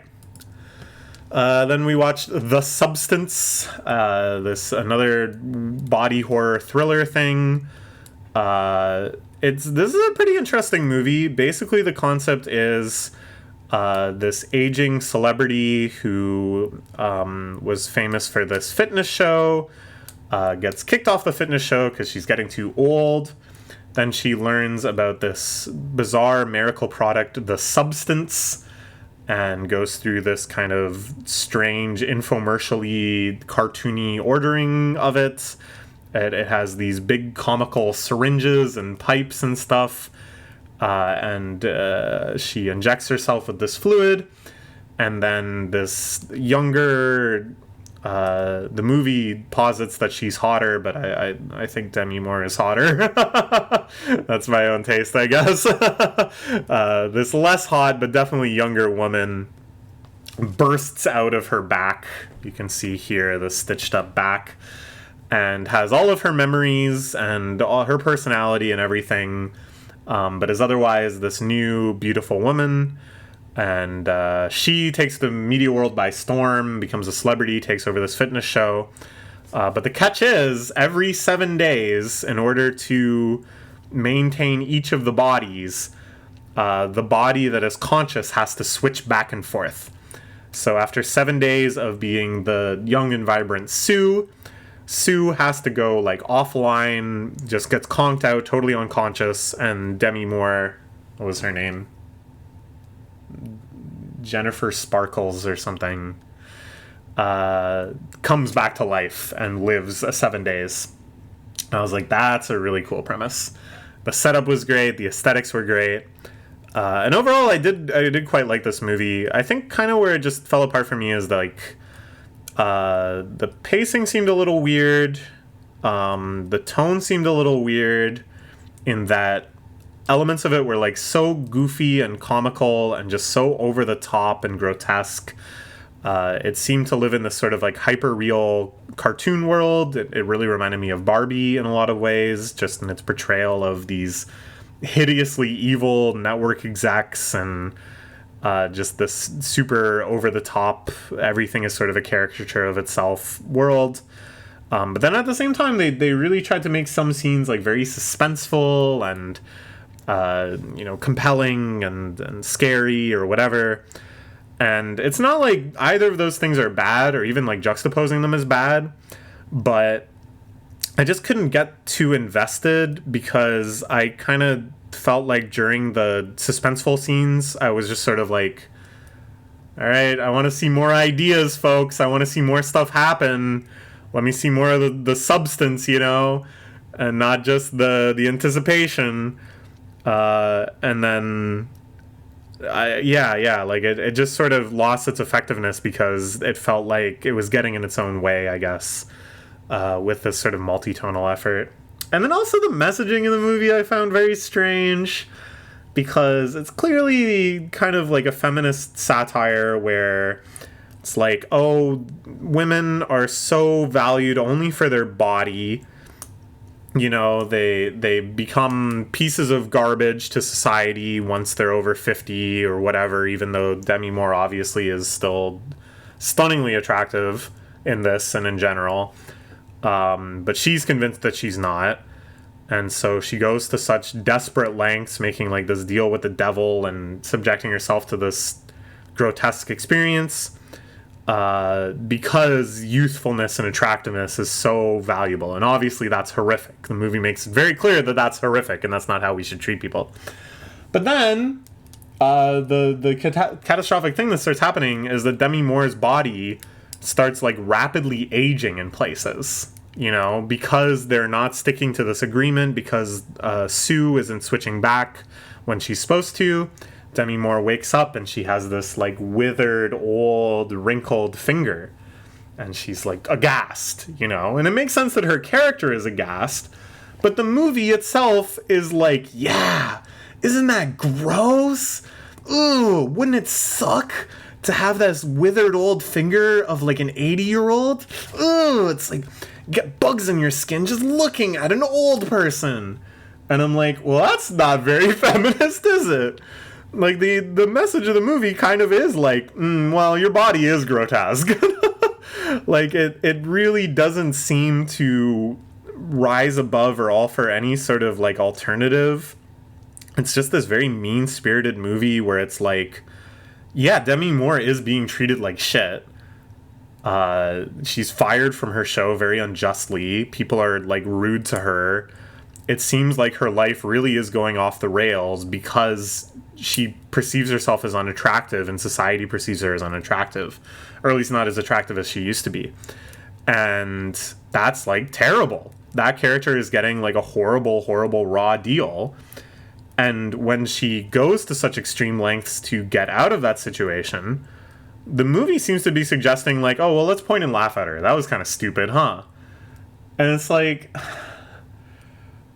I'm okay with a movie being mean-spirited, but like to at once sort of feel like, yeah, we're calling out the injustices of the world, and the worst part of it all is that bitches be stupid. Like, I don't know, man. It's like this is weird for me. It just left a weird taste in my mouth where I was just like, what the hell is this saying? But a good lot of fun. All the grotesque body horror stuff was a delight. The ending was fantastic. One of my favorite endings of anything we saw this year. I'm not going to begin describing it, but it was like something I was waiting for the whole movie happens, and then the results of that are just a bucket full of fun. So overall, I feel positive about it. Ooh, the only other thing is I get really faint if I see injections. Like if I see the syringe go into the skin, I instantly just feel like like I've passed out in the past watching videos of people getting injected. And of course, if I have to get a needle myself, I have to really look away, be distracted, not process that it's happening. And even then, sometimes just the sensation of it makes me feel faint. It's called like a vasovagal response or something. So yeah, it's bad. And this movie has a lot of injections, and I had to spend the whole time looking like this and waiting for my boyfriend to tap my head to show me that it was okay. So that's like kind of a negative, I guess. I missed probably like 5-10 minutes of the movie. Okay. Then we saw Oh Canada. This is a new movie by Paul Schrader, who famously directed First Reformed is one of his famous recent ones, but what is his like big famous one? Why can't I think of it? This is gonna really bug me. I was even like looking through his movies because I was like, oh yeah, that one and that one too. Anyways, he's a very famous director, is all I'm gonna say, I guess. And this was an interesting movie. The premise is this famous documentarian is reaching the end of his life. He's got terminal cancer. He's not in a good way. And this documentary crew comes out to make a documentary about his time as a documentarian, about his career and stuff. But he, he's like personally connected to these people. They used to be his students. His wife is there. He knows he's not long for this world. And he sees it as an opportunity to finally kind of confess to all of the shameful secrets of his past, all of his indiscretions, everything he still feels guilty about, everything he's kept secret from his wife. And so the movie is just this extremely non-chronological recalling of all of the events of his life. And it's meant to kind of depict his deteriorating state, that he mixes up the order of things, and so it's all like depicted, it's showing these scenes that he's describing. But sometimes he'll be like the wrong age in the scene. Instead of the young actor whose name I forget, they'll have old Richard Gere playing himself when he's supposed to be like a college student or whatever. So that element is very cool, I think, and it's just sort of like stitching together what the narrative of his life must have been from all these different scenes that are presented out of order and kind of linked more thematically or based on, him kind of having ideas that supersede each other. It's very interesting. I like this sort of like auto-fiction. It sort of reminded me of like Noscard or something, where one story kind of expands fractally into other stories and points just kind of keep getting retreaded. But with someone like Noscard or Proust or something, there's this obvious like undercurrent of intent, whereas here it really feels more like this disjointedness and this ramblingness are because he's like at the edge and he can't form thoughts as coherently as he needs to. The scandalous stories of his past, I think, are quite interesting. It really is sort of a story of this guy has been sort of mythologized, thank you, in a number of ways. And one by one, you realize that those are kind of misunderstandings of how his life actually was, or they're things that he sort of presented at the time that were just sort of confabulated from a lot of different things. And now, in all honesty, you can just admit that it had more base motives or whatever.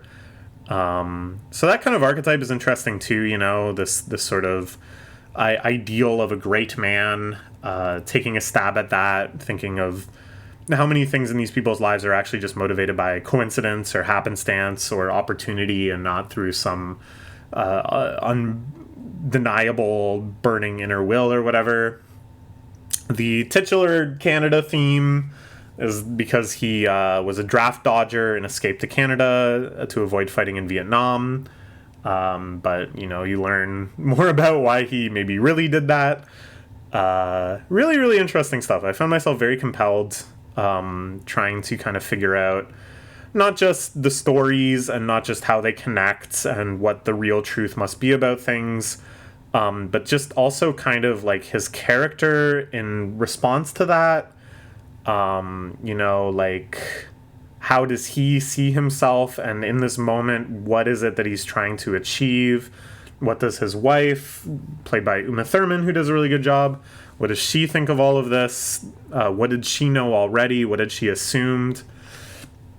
I don't know. It's very fascinating stuff. The performance by Richard Gere, of course, was phenomenal. You know, he's a legendary actor for a reason. They teamed up before for American Gigolo. Why can't I remember his other famous movies?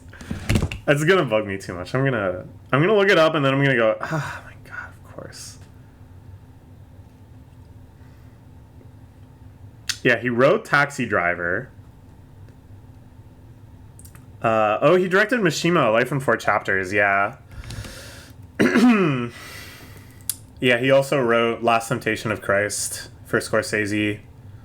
He's a very, very brilliant filmmaker, that's for sure. I guess I was just thinking of Mishima. For some reason, I thought there was like another really famous one. And then First Reformed, which I haven't seen, but is largely inspired by Bergman's Winter Light, which is a movie I really love. And First Reformed is one of my boyfriend's favorite movies, so I'm sure at some point I'll see it. Anyways, good stuff. Very unique, very compelling. I don't know, I guess the one thing I'd say is, like, in the end, it's, like, very much... I don't know. I don't know if I can articulate this very well. I think we'll just move on.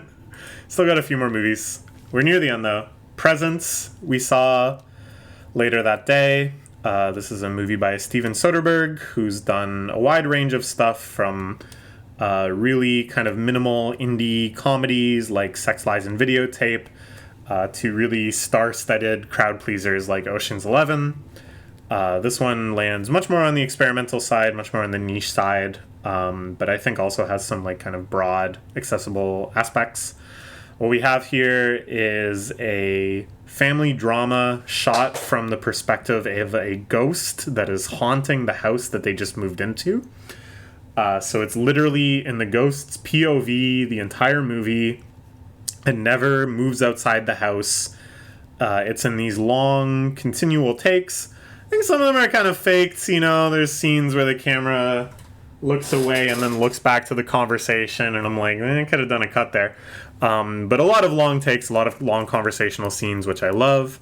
I love the kind of POV shots. I love just the movement around the house. I love this kind of constrained location and just the intimate focus on the family. It feels gimmicky at first, but it reveals itself in multiple stages to be a really compelling aspect of the film. At first, you know, just kind of the mystery of what is this presence, what does it want, what feelings does it have, which are gleaned bit by bit by what it focuses on and what actions it does take, because it can do some poltergeisty stuff. how does it move around the house? How does it linger on? And then as soon as that kind of gimmick starts to wear off and you kind of feel like, all right, I've figured out what's going on here, then it sort of shifts roles again and is now sort of this audience avatar where you are hoping that it takes some active participation in a lot of the more thrilling, uncomfortable scenes that follow. This really smoothly transitions, I felt, from kind of your typical family drama to a thriller. And I don't want to spoil how that develops, but it's I found it palpitatingly, anxiety, gut-wrenchingly brutal to watch. I was like sweating bullets and my heart was pounding and I was on the edge of my seat with some of these sequences near the end. But before all of that, and at its core, and most importantly to me, this is truly a family drama, which is a genre I love a lot. I'd phrase it as the genre of a family and then something bad happens. And this is truly a family where something bad happens, or quite a few bad things. I just really liked how all of the four family members had such strong personalities, but it really felt like you could see how those personalities developed from proximity to one another. Like you could tell these were kids raised by these parents. Like it made sense. I thought all the performances were great. I was reading a lot of Letterboxd reviews where they were like, these kids can't act. And I'm like, you just haven't seen teenagers in a while. I thought they gave really good, like, naturalistic performances, and I thought their characters were very nuanced in a way that real teenagers are, where the characters are trying to put on fronts and trying to act a certain way. And I think these people are literally only perceiving that layer of the acting, which is the character that these teenagers are trying to present to the world. They're trying to act cool. They're trying to act worldly and hip. But you can glean from various lines and conversations and from seeing the contrast with them and their parents that these are insecure kids that are trying to act cooler than they are, that are actually kind of dweebs in their own ways. And I thought that was just very well realized and recognized and very well expressed in the performances. And I genuinely think people are just missing this. And they're like, oh, it's the jock character. Yeah, nice jock performance. And it's like, yeah, that's the point. He's trying to be a cool jock and he doesn't really know how. I don't know. I was very, very impressed with that. Just the character writing in general, I thought was so well constructed, well realized. And then the gimmick was cool. I was really sucked into it. Provided a filmic experience that I just already like with these long takes and these constrained settings. And then the twists at the end, man, yeah, I can't overstate. It was one of the most gripping, uncomfortable movie experiences for me in a while, which is a positive. For me, that's a positive. In the end, I really dreaded this movie being at all similar to A Ghost Story, which was a movie that came out probably like 10 years ago now.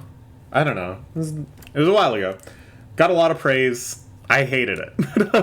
And it's kind of nominally similar. It's about a ghost, and it's presented as just a ghost with a sheet over its head, your traditional Halloween ghost. And it's observing the changes in his house after he dies. And I just found it so pretentious and so full of itself and so trying to be profound. And it was so racist. Like, every single time, you can go back and watch this movie, when there's white people in the house, Ghost is chill. So wise. So profound. Yeah, Will Oldham. Why was he in such a bad movie? I don't know. I love Will Oldham. You're so right about your rambling hippie speech.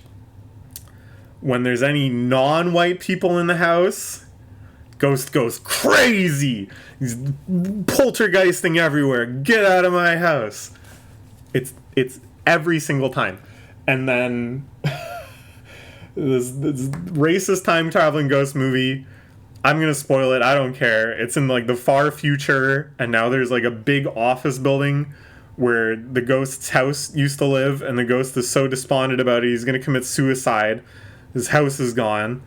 And right before he jumps out the window, it shows like a boardroom and there's a black guy giving a speech. And I know that's not the message of the film. But in my mind, I was like, it's the racist ghost. I don't think it's intentional, but it's a little suspicious. And then after that, there's some weird time travel shenanigans, and suddenly it's back in Frontier's time. And they present a family of white settlers as the sympathetic victims, the poor, hapless settlers that get killed by, like, a native raiding party. And you see, like, this little white girl die, and it's so sad.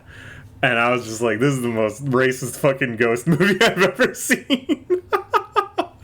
Oh, it pissed me off. Anyways, this movie was nothing like that. So it was like bonus points because I was dreading that for some reason. I was just thinking of such a bad movie, and then it was such a good movie. Okay, and then this is the last one. We're getting there. Over 2 hours of talking about flicks. The Shadow Strays. This was also the longest movie we saw at TIFF, and very appropriately, it's probably going to be around the length of this movie I'm making right now. It's about a 2.5 hour movie that we saw at 11:30 p.m. Normally it's Midnight Madness. Yesterday it was 11:30 p.m. Madness. But this was just the perfect finale for TIFF. Despite going to Midnight Madness so many times, we did not yet see an ultra-violent slasher martial arts film, which is really a Midnight Madness classic and just one of the most enjoyable genres out there. And this delivered on all fronts. Just absolute kick-ass action, really insane over-the-top stunt work and gore and violent kills and just awesome, gruesome things. Seeing it with that crowd was just perfect. People were hooting and hollering and gasping and shrieking and everything that's music to the director's ears. The director was there. The 2 stars were there, all the way from Indonesia. Just, I don't know, it almost brings a tear to my eye. Like, there's kind of like the elevated culture of global film where the pantheon of art film is acclaimed and recognized across the globe among cinephiles.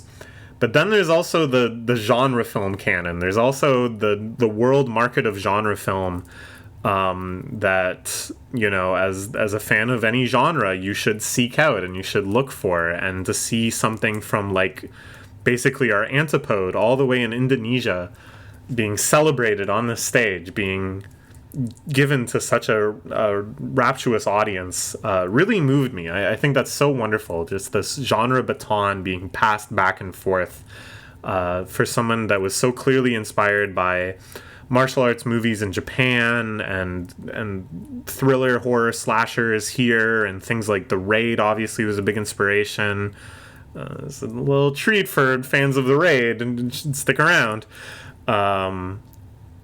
It's just beautiful. For all of that to come together to such an epic of blood and guts and swords and guns. Beautiful. There's a lot to praise about the movie itself. I think it's very well constructed. I think elements of world building and character building and stuff were done very well.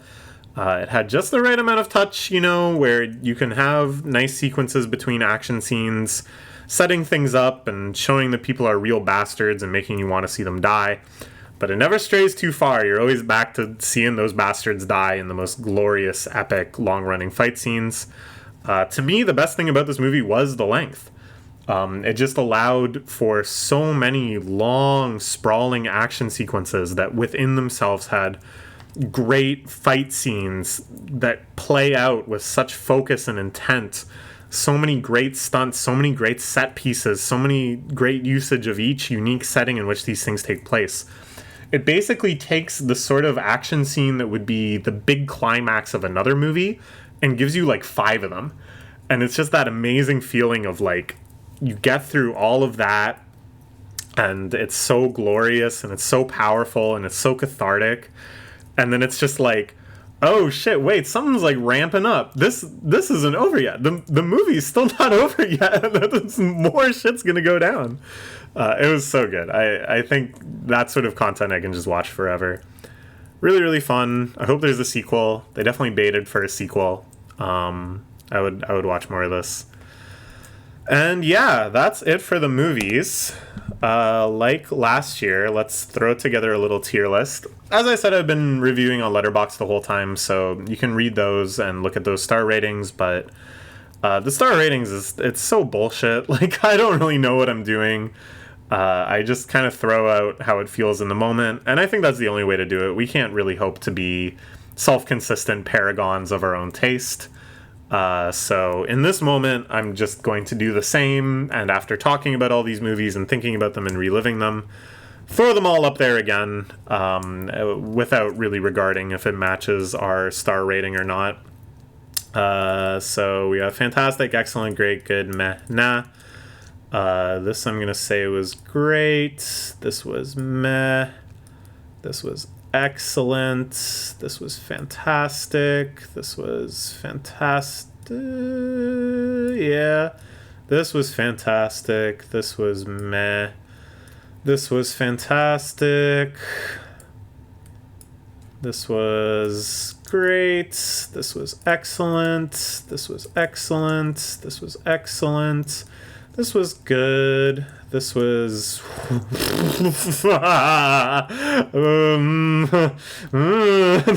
This could go anywhere. Here, nah, good, great, excellent, great. And then maybe like here... Here, I don't know, maybe here,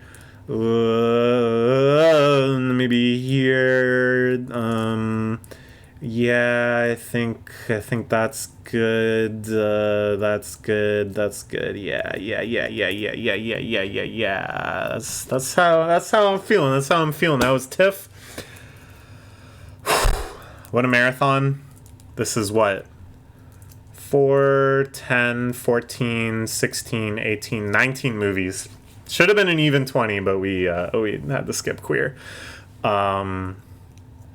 Good stuff. Very good stuff. I had a great time. I got to spend so much time with my boyfriend and a dear friend of ours. Shoutouts to him, by the way. He was the one that splurged for the more bougie pass that let us get tickets early, which helped us see a whole lot of stuff. There was basically nothing that we were forced to miss out on, unlike last year, which was much more of a shit show. It's pay to win. It's just pay to win, and we paid and we won. Yeah, shout out to him. That was great. Really added to the experience. He takes TIFF even more seriously. I think he saw 30 movies total, and I don't know how the fuck he did it.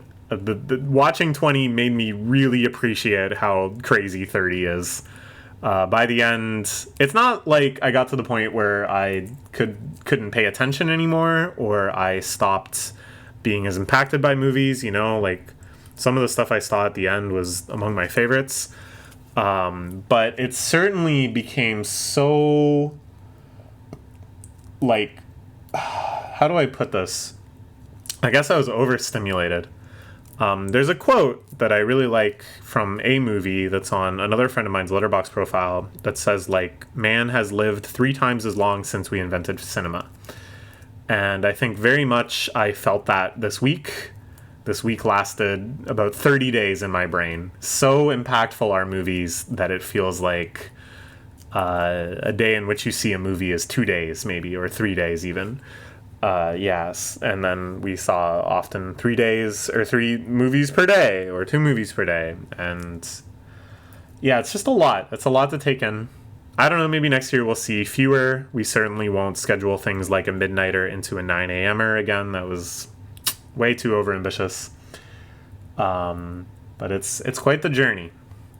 I highly recommend, if you are blessed enough to live in a big city that has a film festival, try doing this, you know? You might think, oh, well, maybe I'll see a couple movies. No. Try to get this whole experience. Try to find some friends to go with you and see a bunch of movies. Like, try to see a movie every day or something. Because it is draining, it is overwhelming, it is overstimulating, but it is awesome, too. This was a fantastic time in my life, and I'm really, really looking forward to next year. All right. that's all. Bye-bye.